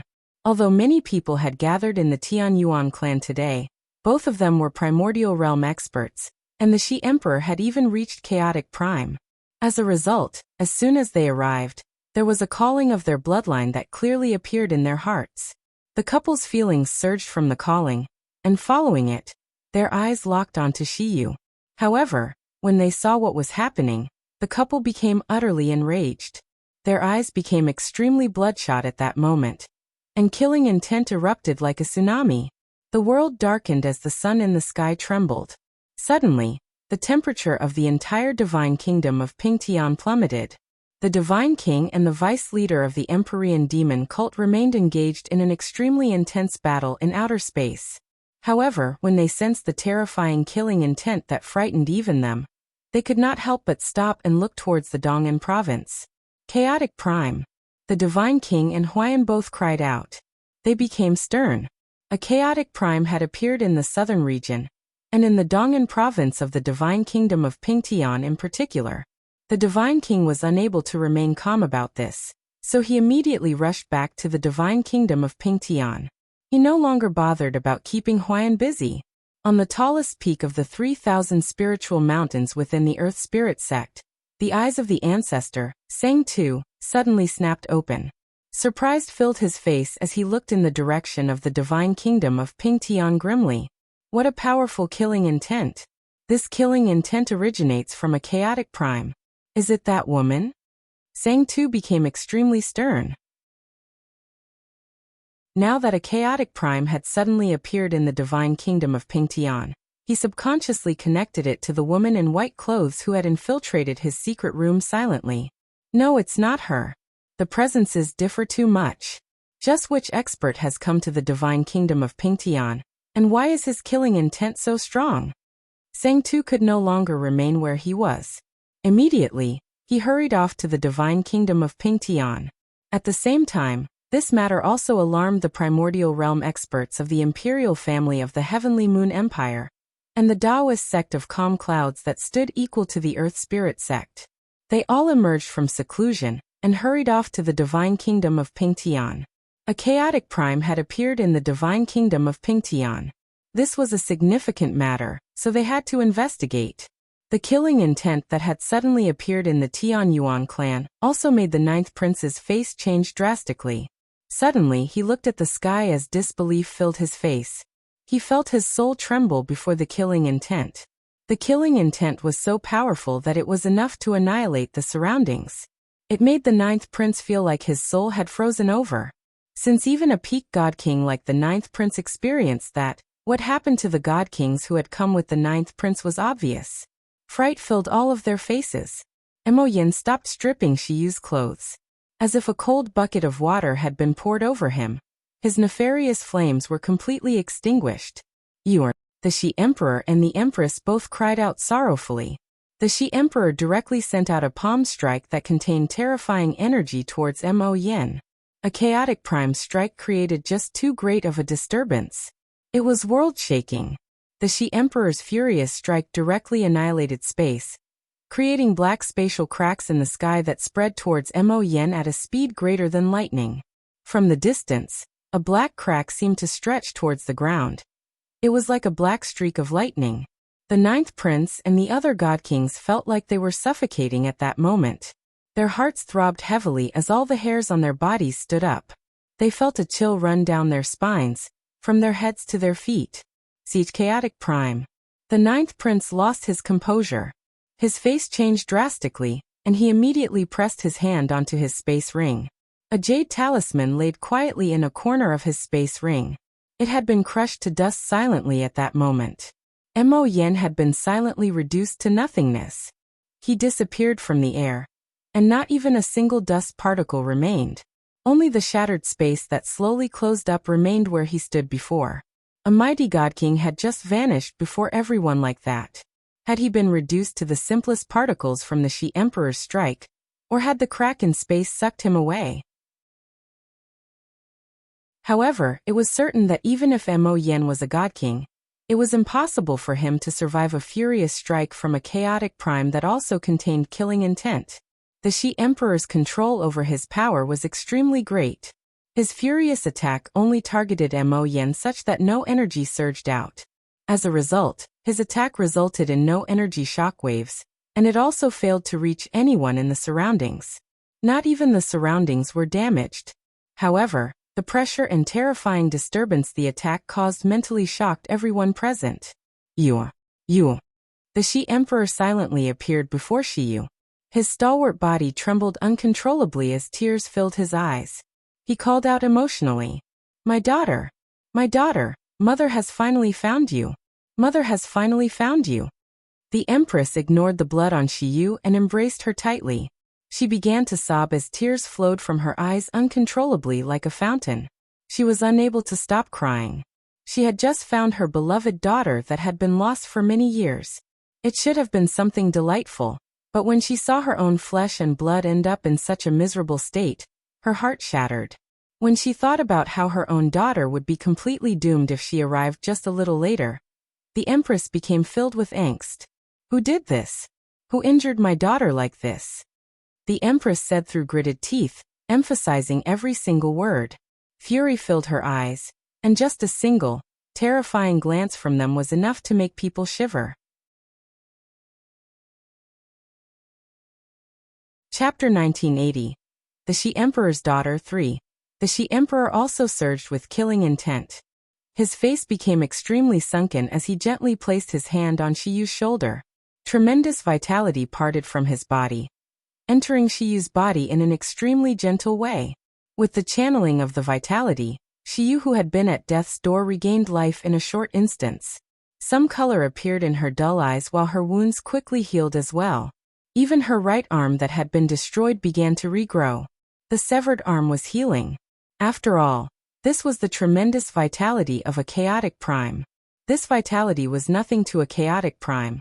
But to Shiyu, who was only an overgod, this was a power that could change her fate. It basically gave her a second life. Princess Tian and the two old men who had followed along also descended onto the Tianyuan clan. At that moment, they stared at Shiyu in shock. Princess Tian looked at the bloodied Shiyu in the Empress embrace. The feelings she experienced were extremely mixed. If she had known earlier that the box Jianchen had given her was a lead to her aunt's long-lost daughter, she would have forcefully given it to the Empress regardless of the consequences. I can't believe Jianchen. Why didn't he directly explain such an important thing to me? If I could tell elder sister's whereabouts earlier, she would not end up like this. Princess Tian was very displeased with Jianchen. As for the two old men who had come with the Shi Emperor, they experienced shock and disbelief. In the Shi Empire, everyone already knew that the Shi Emperor had no children. This was a public fact. However, the Shi Emperor had suddenly gained a daughter now, which surprised the two of them very much. At this moment, the Divine King had arrived in the Tianyuan clan as well. He concealed his presence and maintained an extremely low profile, so low that barely anyone sensed his arrival. However, when he understood the situation, he knew how to behave and remained quiet. He watched on from one side, looking at the couple and the two old men sternly. He was nowhere near calm inside. He did not know who they were, but he did know that any single one of them possessed a cultivation level that greatly exceeded his own. The arrival of a chaotic prime had utterly terrified the God King, who could control space already. His face paled, and he was no longer in the mood to deal with the people from the Tianyuan clan. He immediately released the trapped space. The important members of the Tianyuan clan recovered their freedom, including Ruijin, Honglian and Heiyu. All of them felt like they had just escaped death. However, when they looked at Shiyu, who the Empress embraced, none of them said anything. They were also stunned. The original patriarch of the Mo clan, Mo Xingfeng, experienced extremely mixed feelings as he looked at the Emperor and the Empress. As for the 9th Prince of the Blood Sun Empire, he had become unsettled. He studied the Emperor and the Empress carefully. However, his gaze was fixed on the dragon robes that the Shi Emperor wore. Dragon robes and a chaotic prime. Is he? As a person who possessed authority in the Blood Sun Empire, the 9th Prince was naturally knowledgeable. He completely exceeded the Divine King in this aspect, so he quickly guessed the Shi Emperor's identity, which caused his heart to sink. Impossible. Doesn't the Shi Emperor of the northern region have no children? Why is there a daughter now? And the daughter is... The 9th Prince's face became extremely ugly. The light in his eyes flickered with uncertainty. With his quick thoughts, he made a decision and began to back off silently. He wanted to leave without drawing any attention to himself. No one can leave before I properly investigate if there's anyone else involved in my daughter's wounds. However, just when the 9th Prince moved, the Empress' cold voice rang out, and pressure immediately fell on the 9th Prince. The 9th Prince's body sank. Under the tremendous pressure, his legs directly sank into the ground, leaving only his knees visible. Seeing how leaving silently would no longer work, the 9th Prince could only raise his two hands with his full strength reluctantly now that he had run out of choices. He clasped his fist. I am the 9th Prince of the Blood Sun Empire, and I greet the Shi Emperor and the Empress. It really is an honor for our southern region to have you personally visit. If there are any places I can help, I am more than willing to. The Shi Emperor? Empress? The Divine King was startled inside. The 9th Prince's identity had already surprised him enough, but when the 9th Prince mentioned the Shi Emperor and the Empress, he directly connected it to the eternal Shi Empire of the northern region. The Shi Emperor? Is the chaotic prime in dragon robes the current emperor of the eternal Shi Empire of the north? Even with the Divine King's composure, he struggled to remain calm at this moment. He looked at Shiyu, who laid in the Empress' embrace, and was extremely shocked. However, after the Shi Emperor and the Empress learnt who the 9th Prince was, they still did not budge. The Empress stared at the ninth prince coldly and said, "Are you among the people who injured my daughter?" The Empress' voice was filled with killing intent such that people believed without any doubt that even if he was the ninth prince of the Eternal Blood Sun Empire, she would still be bold enough to kill him. The ninth prince's face did not change. He clasped his fist. "You are mistaken, Empress. The Emperor has already dealt with the person who injured your daughter. I am congratulating the Emperor and the Empress for your reunion with your daughter. Don't lie. The person who injured Shiyu and destroyed her arm was clearly you." Just when the ninth prince had finished speaking, Shiyu's foster father, Mo Xingfeng, said furiously from among the crowd, "Don't you tell dirty lies. If the Tian Yuan clan dares to slander me any further, I can wipe out your entire clan with a single word with my authority. Even the divine kingdom of Pingtian won't be able to save you." The ninth prince's eyes turned cold, and he glared at Mo Xingfeng extremely sharply. The glance was like a sword, directly stabbing into Mo Xingfeng's soul, making him tremble violently and pale instantly. How imposing! The Empress snorted coldly. She held Shiyu with one hand as she directly swung her other hand at the ninth prince. She condensed a hand of energy that slapped the ninth prince's face viciously, sending him flying. The slap was extraordinarily powerful. Half of the ninth prince's face had been reduced to a bloody mess while his entire jaw had been shattered. Blood covered his face. The ninth prince and his mighty cultivation of peak God King only seemed like an infant before the Empress. He was unable to resist at all. The souls of all the people from the Tian Yuan clan were extremely shocked from that. Previously, they had used the power of their entire clan. Yet they failed to resist at all before the ninth prince's people. They could only watch disaster descend. Yet now, the ninth prince and all his people who were so powerful that they could easily destroy the entire Tian Yuan clan in their eyes, was as weak as a child before the Empress. All the people from the Tian Yuan clan felt like they were dreaming when they witnessed this dramatic change in the situation. The Empress knelt on the ground with one knee as she held Shiyu. Shiyu's blood had already dyed her clothes red. The Empress stared at the ninth prince that she had sent flying with killing intent, and she said frigidly, "Is that true? Did Yunus' wounds really come from you? Did you really destroy Yunus' arm?" At that moment, Shiyu had finally recovered after receiving the tremendous vitality of a chaotic prime. Her missing arm had regrown as well. She struggled and escaped from the Empress' embrace before standing up. She stared at the Empress and the Emperor in confusion. The Empress immediately looked at Shiyu, and her glare softened instantly. A motherly light filled her eyes as she asked in concern, "Child, how do you feel?" Tell father who injured you. It doesn't matter who they are or what status they possess. I'll take revenge for you. I won't let any of them go." The Shi Emperor supported Shiyu carefully with one of his strong, robust arms. His eyes were gentle, and they were also filled with care. Shiyu gently broke free from the Shi Emperor's arm and looked at the Emperor and the Empress in confusion. She slowly staggered backwards as she said gently, "Who are you? I don't know you."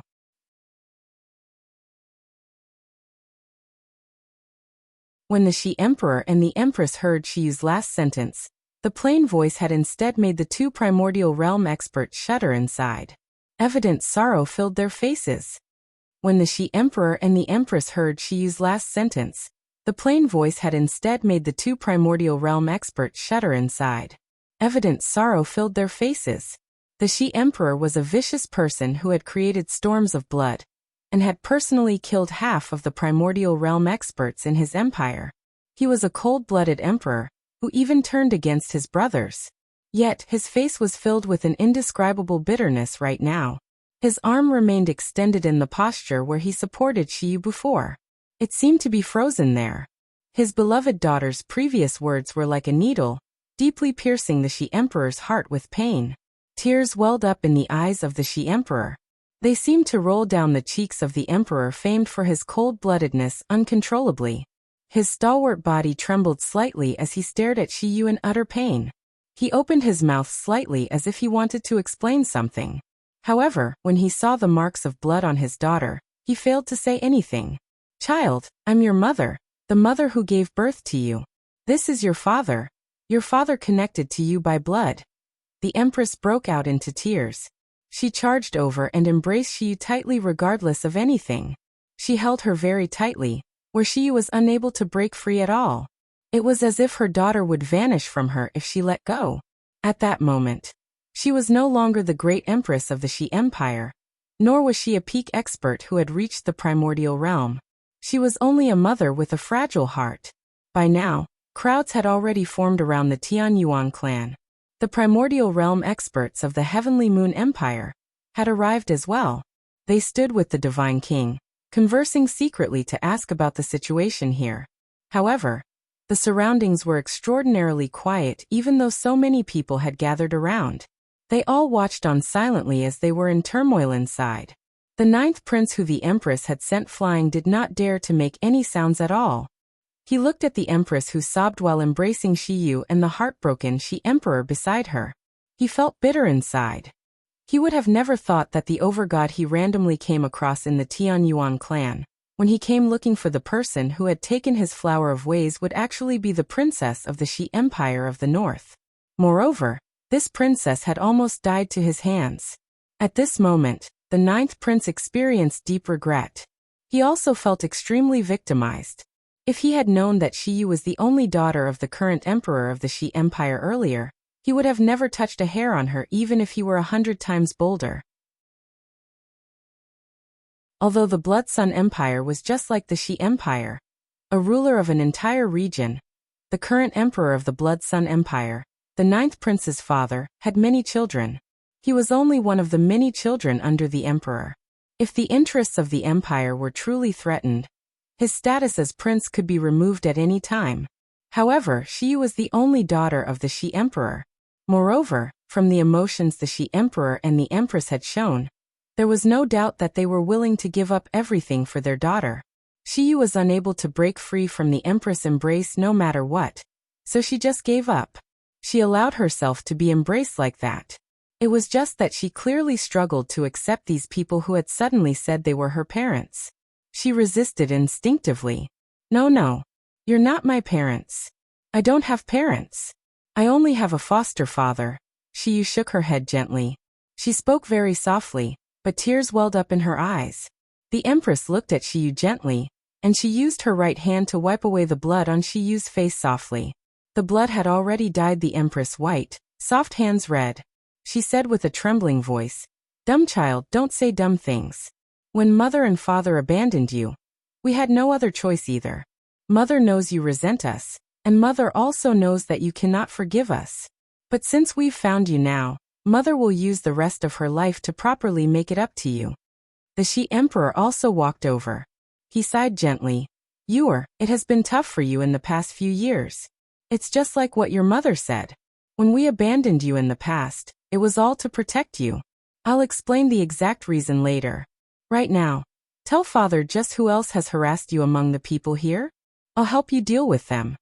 The expressions of the 9th prince and his henchmen all changed when they heard the Shi Emperor's words. Even though they were all god kings, they could not help but tremble inside.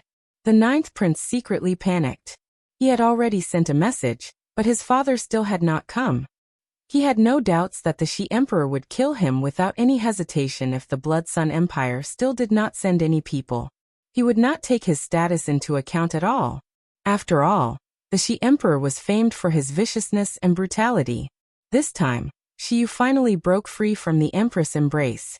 When she thought about the current situation of the Tianyuan clan, Shiyu immediately jumped slightly.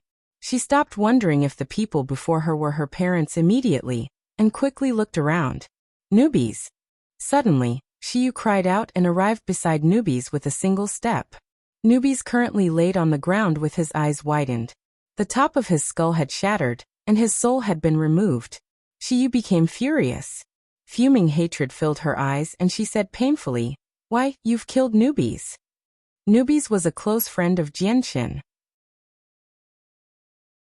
Shiyu had no idea how sad Jianqin would become once he heard that Newbies was dead. The God King who had taken Newbies' soul immediately paled. He added in a hurry, "No, Your Highness, please don't jump to conclusions. He's not dead. His soul is here." The God King's attitude had undergone a complete reversal. Before he had even finished speaking, he took out Newbie's soul in a hurry. He passed it in front of Shiyu carefully as uneasiness filled his eyes. At that moment his arms, and even his entire body shook gently. He was filled with fright. Newbie's soul was fine. Once he broke free, he immediately returned to his body. However, his body was severely injured, so he seemed extremely weak right now. Yenner. Suddenly, Emo Xingfeng's sorrowful voice rang out. Only when she heard her foster father's sorrowful calls did Shiyu remember that Emo Yen had been standing in the crowd before. Even deities would struggle to endure the compression of space. So Emo Yen with her Saint Emperor cultivation was. When she thought up to there, Shiyu's face became extremely pale in a single instance. She rushed past everyone as quickly as she could.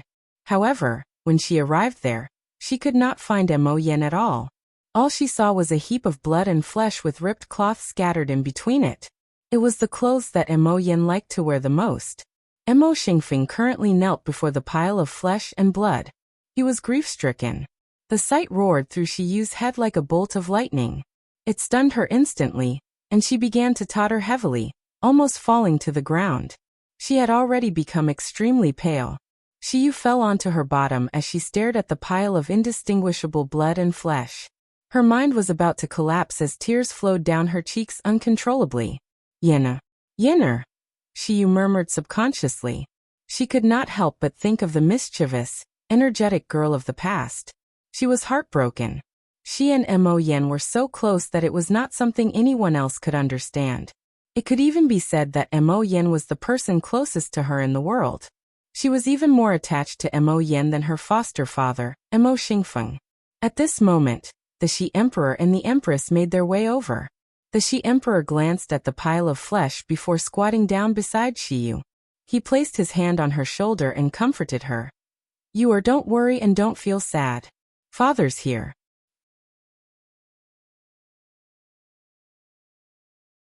The Shi Emperor spoke very softly, but his voice was powerful and filled with deep confidence.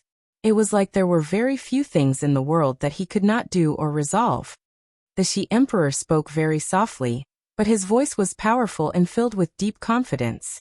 It was like there were very few things in the world that he could not do or resolve. The light in Shiyu's eyes immediately returned when she heard the Shi Emperor's words as her mind almost collapsed. As if she had seen a sliver of light in the darkness, she looked at the striking, middle-aged man in dragon robes. She asked in a hurry, "CC, can you really save Yenner?" The Shi Emperor looked at Shiyu and said, "Since the person called Yenner is so important to you, I'll make her appear before you again regardless of the price. As long as you can be happy, I will do anything for you." Shi Emperor.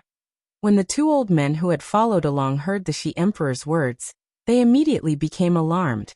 They wanted to warn him.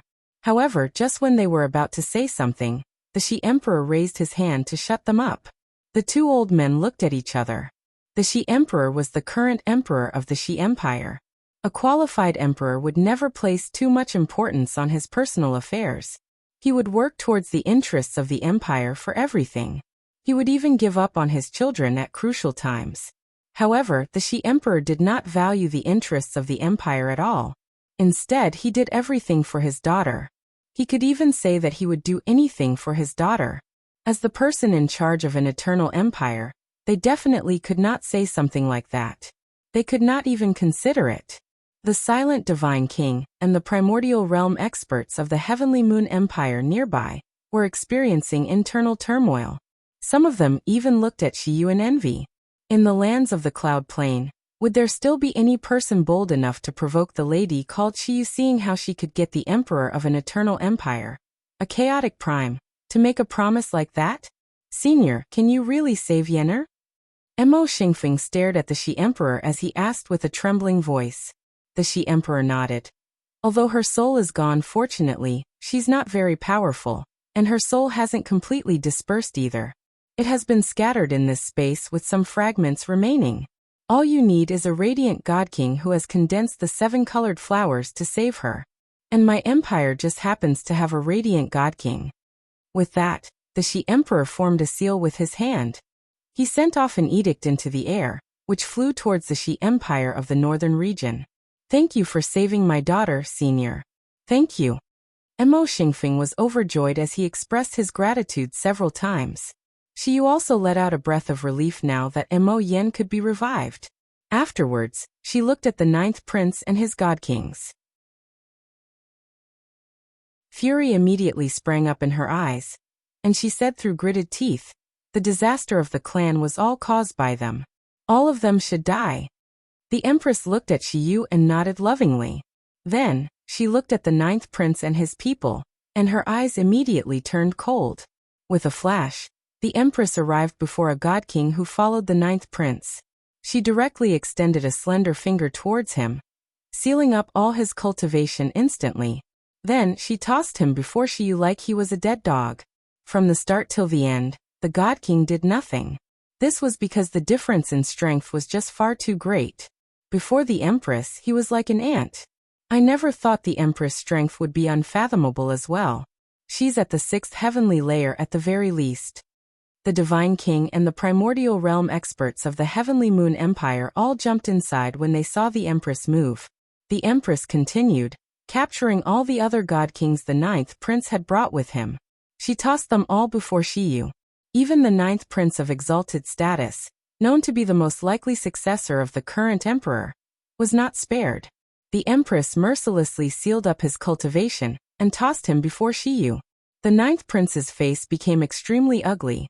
He growled, "Your Majesty, I am a prince of the Blood Sun Empire. If you treat me like this, it'll affect the relationship between our Blood Sun Empire and your Xi Empire. You're too noisy." The Empress called out coldly and slapped the ninth prince again, striking his other cheek. The slap sent the ninth prince flying once again while his other cheek had become bloody as well. His face was no longer distinguishable. Moreover, the bottom half of his skull had shattered to pieces. However, the Empress treated it like it was nothing. She did not even glance at the ninth prince after doing that. Instead, she turned around to look at Xiyu and said gently and caringly, "These people can't resist anymore. Do you want Mother to avenge you? Or do you want to deal with them yourself?" Xiyu said nothing. She stared at the god kings furiously as the arrogant, condescending scenes of the god kings flashed through her head clearly. Killing intent immediately filled her eyes. She absolutely resented these god kings. If it were not for the timely arrival of the Xi Emperor and the Empress, the entire Tianyuan clan would have probably been slaughtered. As a result, she wanted to deal with the god kings personally. Xiyu brought her hands forwards and a strand of resplendent sword chi gradually appeared between her hands. She stabbed it towards one of them. "Calm yourself, Xi Emperor. Please show mercy." At this moment, an ancient voice rang out in the sky. It was thunderous, and it rolled through the surroundings and lingered for a long time. Space distorted in the sky, and a few figures suddenly appeared. At the very front were two ruddy old men. They concealed their presences, so they seemed like ordinary people, making it completely impossible to see through their cultivation. However, as they stood there, the world around them seemed to pale and dull. Behind the two old men was a middle-aged man in dragon robes. He appeared to be dignified and seemed to be somewhat similar to the ninth prince. This was the Emperor of the Blood Sun Empire, known as the Blood Emperor by others. A few experts of the imperial family had come along as well, standing behind the Blood Emperor. At the same time, in the distant north, 3 ancient stone towers quietly stood in the forbidden grounds of the Xi Empire. The stone towers were not tall, but they seemed like they were connected with the world. Extremely powerful laws revolved around the surroundings of each stone tower. Haoshuan, Haoming, go visit the southern region. Our Xi Empire can't lose in terms of impression no matter what. At this moment, an ancient voice rang out from one of the stone towers. Ancestral Emperor, Ziyun's long-lost daughter. An ancient voice also rang out from another stone tower. "She has been found," said the person in the first stone tower. "Been found?" Finally. During all these years, Ziyun has almost gone insane for his daughter. He is finally able to get this off his chest. The person in the second stone tower exhaled deeply as if he could finally relax. The situation is rather complicated. With Ziyun's temperament, he'll probably cause quite the trouble. The two of you need to go this time, so our Xi Empire doesn't lose in terms of impression. But you also need to stop Ziyun from causing trouble that can't be dealt with. Go. The voice in the first stone tower rang out. Yes, Ancestral Emperor. The people in the other two towers responded. With that, the presences of the two stone towers suddenly changed, and the towers immediately became seemingly simple. The powerful laws that revolved around them had completely vanished. The towers were already empty. The ninth prince who the Empress had sent flying with a single slap finally stopped worrying when he saw the Blood Emperor, and the two old men who stood in front of the Blood Emperor arrive on time. He rose up and flew behind the Blood Emperor as quickly as he could as if he had just been spared. The ninth prince who the Empress had sent flying with a single slap finally stopped worrying when he saw the Blood Emperor, and the two old men who stood in front of the Blood Emperor arrive on time. He rose up and flew behind the Blood Emperor as quickly as he could as if he had just been spared. However, even though the reinforcements of the Blood Sun Empire had come, the ninth prince still seemed like he was fleeing for his life from how hurriedly he behaved. It was like the She Emperor or the Empress would stop him if he were slightly slower. Greetings to Father, to the two ancestral emperors. The ninth prince behaved extremely politely as he said all these words with great difficulty. After enduring 2 slaps from the Empress, his entire jaw had been destroyed, so his words were no longer audible. The Blood Emperor stood dignified. He glanced at the ninth prince emotionlessly, without showing any care. Instead, he said in a sharp, deep voice, "Stand behind us." He spoke firmly and decisively. Yes. The ninth prince answered politely, but his heart felt very heavy. He knew that after what had happened here today, he was no longer as important to his father as before. This filled him with bitterness. All he wanted to do was find the primordial realm expert who had stolen his flower of ways, but he had never thought that he would create such a big mess, even alarming the ancestral emperors of the empire. The She Emperor looked at the 2 ancestral emperors emotionlessly. His gaze was cold. He said, "You've finally come. That'll save me a trip to the imperial capital of the Blood Sun Empire. But regarding the mercy I should show, who exactly should I show it to? Is it these god kings? Or the prince who had almost killed my daughter? Or should I show mercy to your Blood Sun Empire?" The She Empire spoke icily, his voice filled with heavy killing intent. He was still extremely domineering even before the 2 ancestral emperors of the Blood Sun Empire. The 2 ancestral emperors remained calm against the She Emperor's forceful words. One of them said, "Please calm down, She Emperor. We roughly understand the cause of this matter. This is indeed our fault, but fortunately, the matter hasn't developed into a big mistake. Our Blood Sun Empire will compensate your beloved daughter for her injuries, so we hope the She Emperor can be the bigger person and not stoop as low as this junior." The She Emperor's face sank suddenly. Killing intent shone in his eyes as he called out coldly, "When I came here, you had already lost an arm. She was extremely heavily injured, and she was at death's door. Moreover, the people of your Blood Sun Empire wanted to force yourself onto her whilst she was so heavily injured. Is that not a big mistake? Or are you saying that it's not a big mistake once Yuer dies?" The more the She Emperor spoke, the more furious he became. At that moment, he was like an aggravated lion. He wanted blood. The expressions of the 2 ancestral emperors did not change. They looked at the She Emperor calmly. One of them flipped their hand, and immediately, a droplet of green liquid appeared. It gave off a mysterious pulse. Everyone's soul trembled with the appearance of the liquid. Indescribable comfort welled up in the depths of their souls, as if their souls were being strengthened. Even the Divine King and the primordial realm experts of the Heavenly Moon Empire experienced the same thing. The pulses that the liquid gave off could actually affect infinite primes. That seems to be spiritual essence of starry skies. An infinite prime from the imperial family of the Heavenly Moon Empire called out. Spiritual essence of starry skies was stuff of legends to these infinite primes. The future accomplishments of a cultivator, and how far they would manage to climb with cultivation, was mostly related to their talent and affinity for comprehension. The affinity for comprehension was especially important. Along the path of cultivation, comprehending battle skills, comprehending the mysteries of the world, and grasping the laws of the world were all related to a person's affinity for comprehension. The greater their affinity, the faster they would be able to comprehend battle skills, and the easier they would understand the laws of the world. In the vast saint's world, there were countless people stuck at reciprocity. They were clearly only a step away from godhood, but they would never be able to take this step in their lifetime. This would not be caused by a lack of talent, but rather a lack of affinity for comprehension. They would never be able to grasp the laws of the world and obtain the key to godhood. After reaching godhood, each realm of cultivation required a corresponding amount of comprehension for the laws of the world. This was more than enough to demonstrate just how important the affinity for comprehension was for cultivation. However, the spiritual essence of starry skies just happened to be an absolute treasure that could increase a person's affinity for comprehension. It could even tempt infinite primes. This was because the increase in affinity the spiritual essence of starry skies brought was not temporary, unlike how comprehension T only increased comprehension for a certain time frame. It was permanent. If a droplet of spiritual essence of starry skies was given to someone with poor talent, it would make their affinity for comprehension shocking, turning them into a complete prodigy. She Emperor, you should understand the value of this droplet of spiritual essence of starry skies.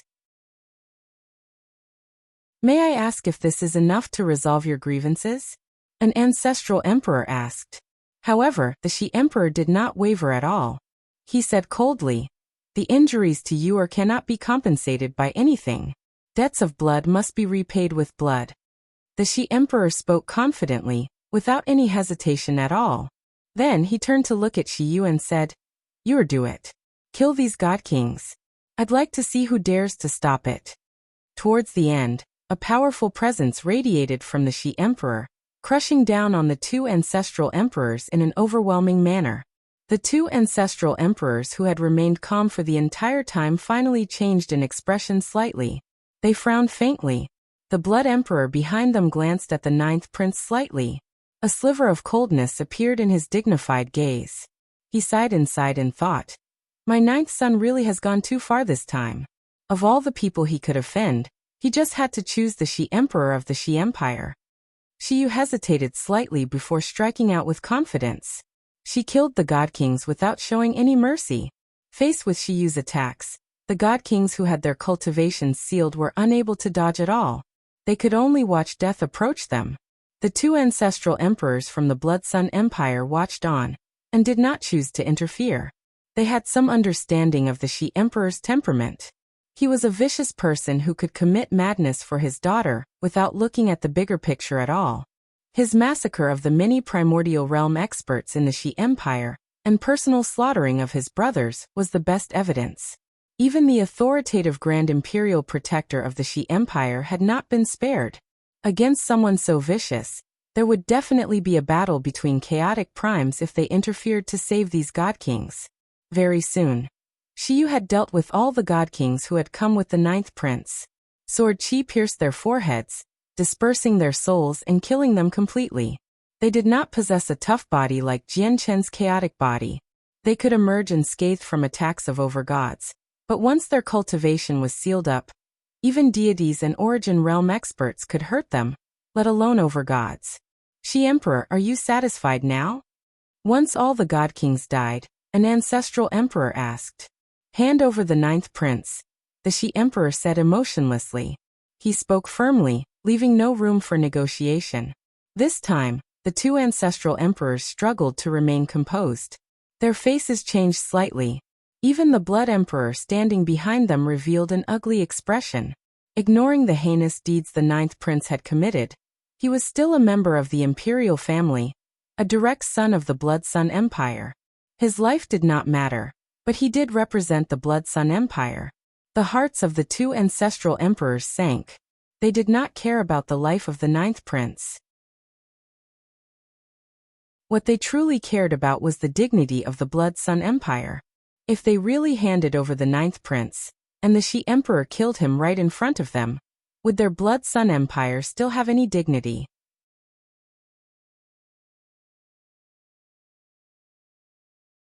She Emperor, we cannot hand you the prince. You've killed the God Kings and gotten your revenge. We'll compensate everything your beloved daughter has suffered from with this droplet of spiritual essence of starry skies. Let's just leave the matter at this. What do you think, Shi Emperor? Said an ancestral emperor of the Blood Sun Empire. He had also spoken firmly, unwilling to hand over the 9th prince.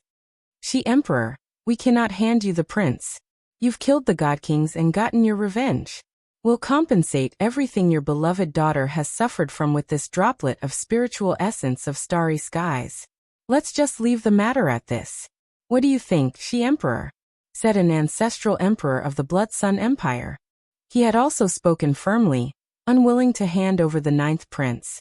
If their Blood Sun Empire really allowed the 9th prince to be executed over some injuries to the Shi Emperor's beloved daughter, their status in the southern region would plummet. The Shi Emperor did not accept it at all. He snorted coldly. The true person behind yours injuries is still alive, so how have we gotten our revenge? Blood Sun Empire, let me just ask you one question. Are you going to hand him over or not? Shi Emperor, your daughter is completely fine now, so why must you demand so much for this matter? Do you really have to make a huge scene out of a petty matter? Why must you go so far? An ancestral emperor asked. The Blood Emperor did not even possess the right to speak before the 2 ancestral emperors. My daughter almost died here. That is no petty matter. The Shi Emperor's face was sunken. Killing intent filled his eyes. Afterwards, a ruler's presence began to radiate from him. At that moment, he seemed like the ruler of the world. He stared at the people from the Blood Sun Empire coldly, and said with an extremely dignified voice, "If you don't hand him over, our Shi Emperor will declare war on your Blood Sun Empire." The Shi Emperor's words were shocking. That short sentence boomed like thunder, deeply stunning everyone present. At that moment, whether it was the people of the Tianyuan clan, the Divine King, or the primordial realm experts from the Heavenly Moon Empire, they were all shocked. They stared at the Shi Emperor in disbelief. The Shi Empire and the Blood Sun Empire represented the northern and southern regions respectively. They were empires who reigned across an entire region. Once a battle between the 2 eternal empires erupted, it would directly develop into a battle between 2 regions. The Shi Emperor would actually go as far as to declare war on the Blood Sun Empire for his daughter, regardless of the consequences. It made the expressions of all the people from the Blood Sun Empire change drastically. A madman. The Shi Emperor is a madman beyond control. Although his daughter was injured, isn't she standing beside him right now in perfect condition? Yet he still wants to declare war against our Blood Sun Empire. Doesn't he know how severe the consequences would be once 2 eternal empires go to war against each other? The Blood Emperor looked at the Shi Emperor as he cursed inside. Only the current emperor of the Shi Empire could do something as absurd as this. The 2 ancestral emperors became stern at that moment. The emperors of eternal empires did not joke around. Since the Shi Emperor had said he would declare war, he definitely was not lying. He was ready to follow through on his words. No matter how mentally sturdy the 9th prince was, he still paled at this moment.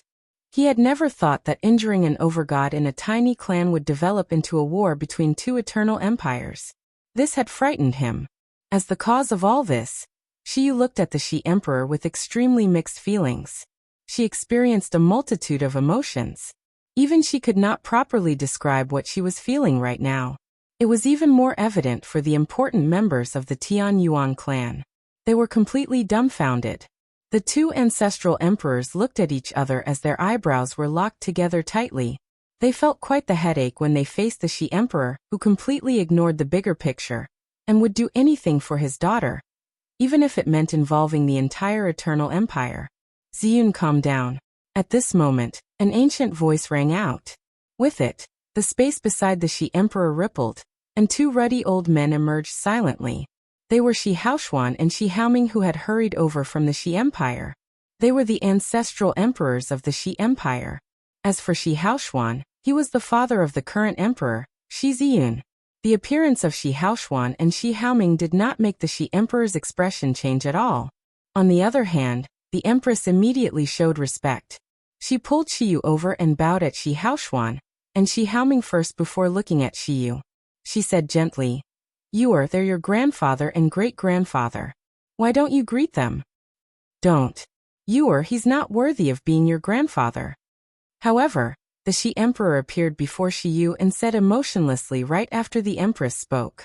Bitterness immediately filled Shi Haoshuan's face. He sighed gently as he studied Shi Yu with his eyes.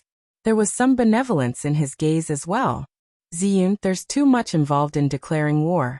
You can't say that so easily, Shi Haoming said to the Shi Emperor sternly. I'm the current emperor and one of the ancestral emperors of the Shi Empire. I have the authority.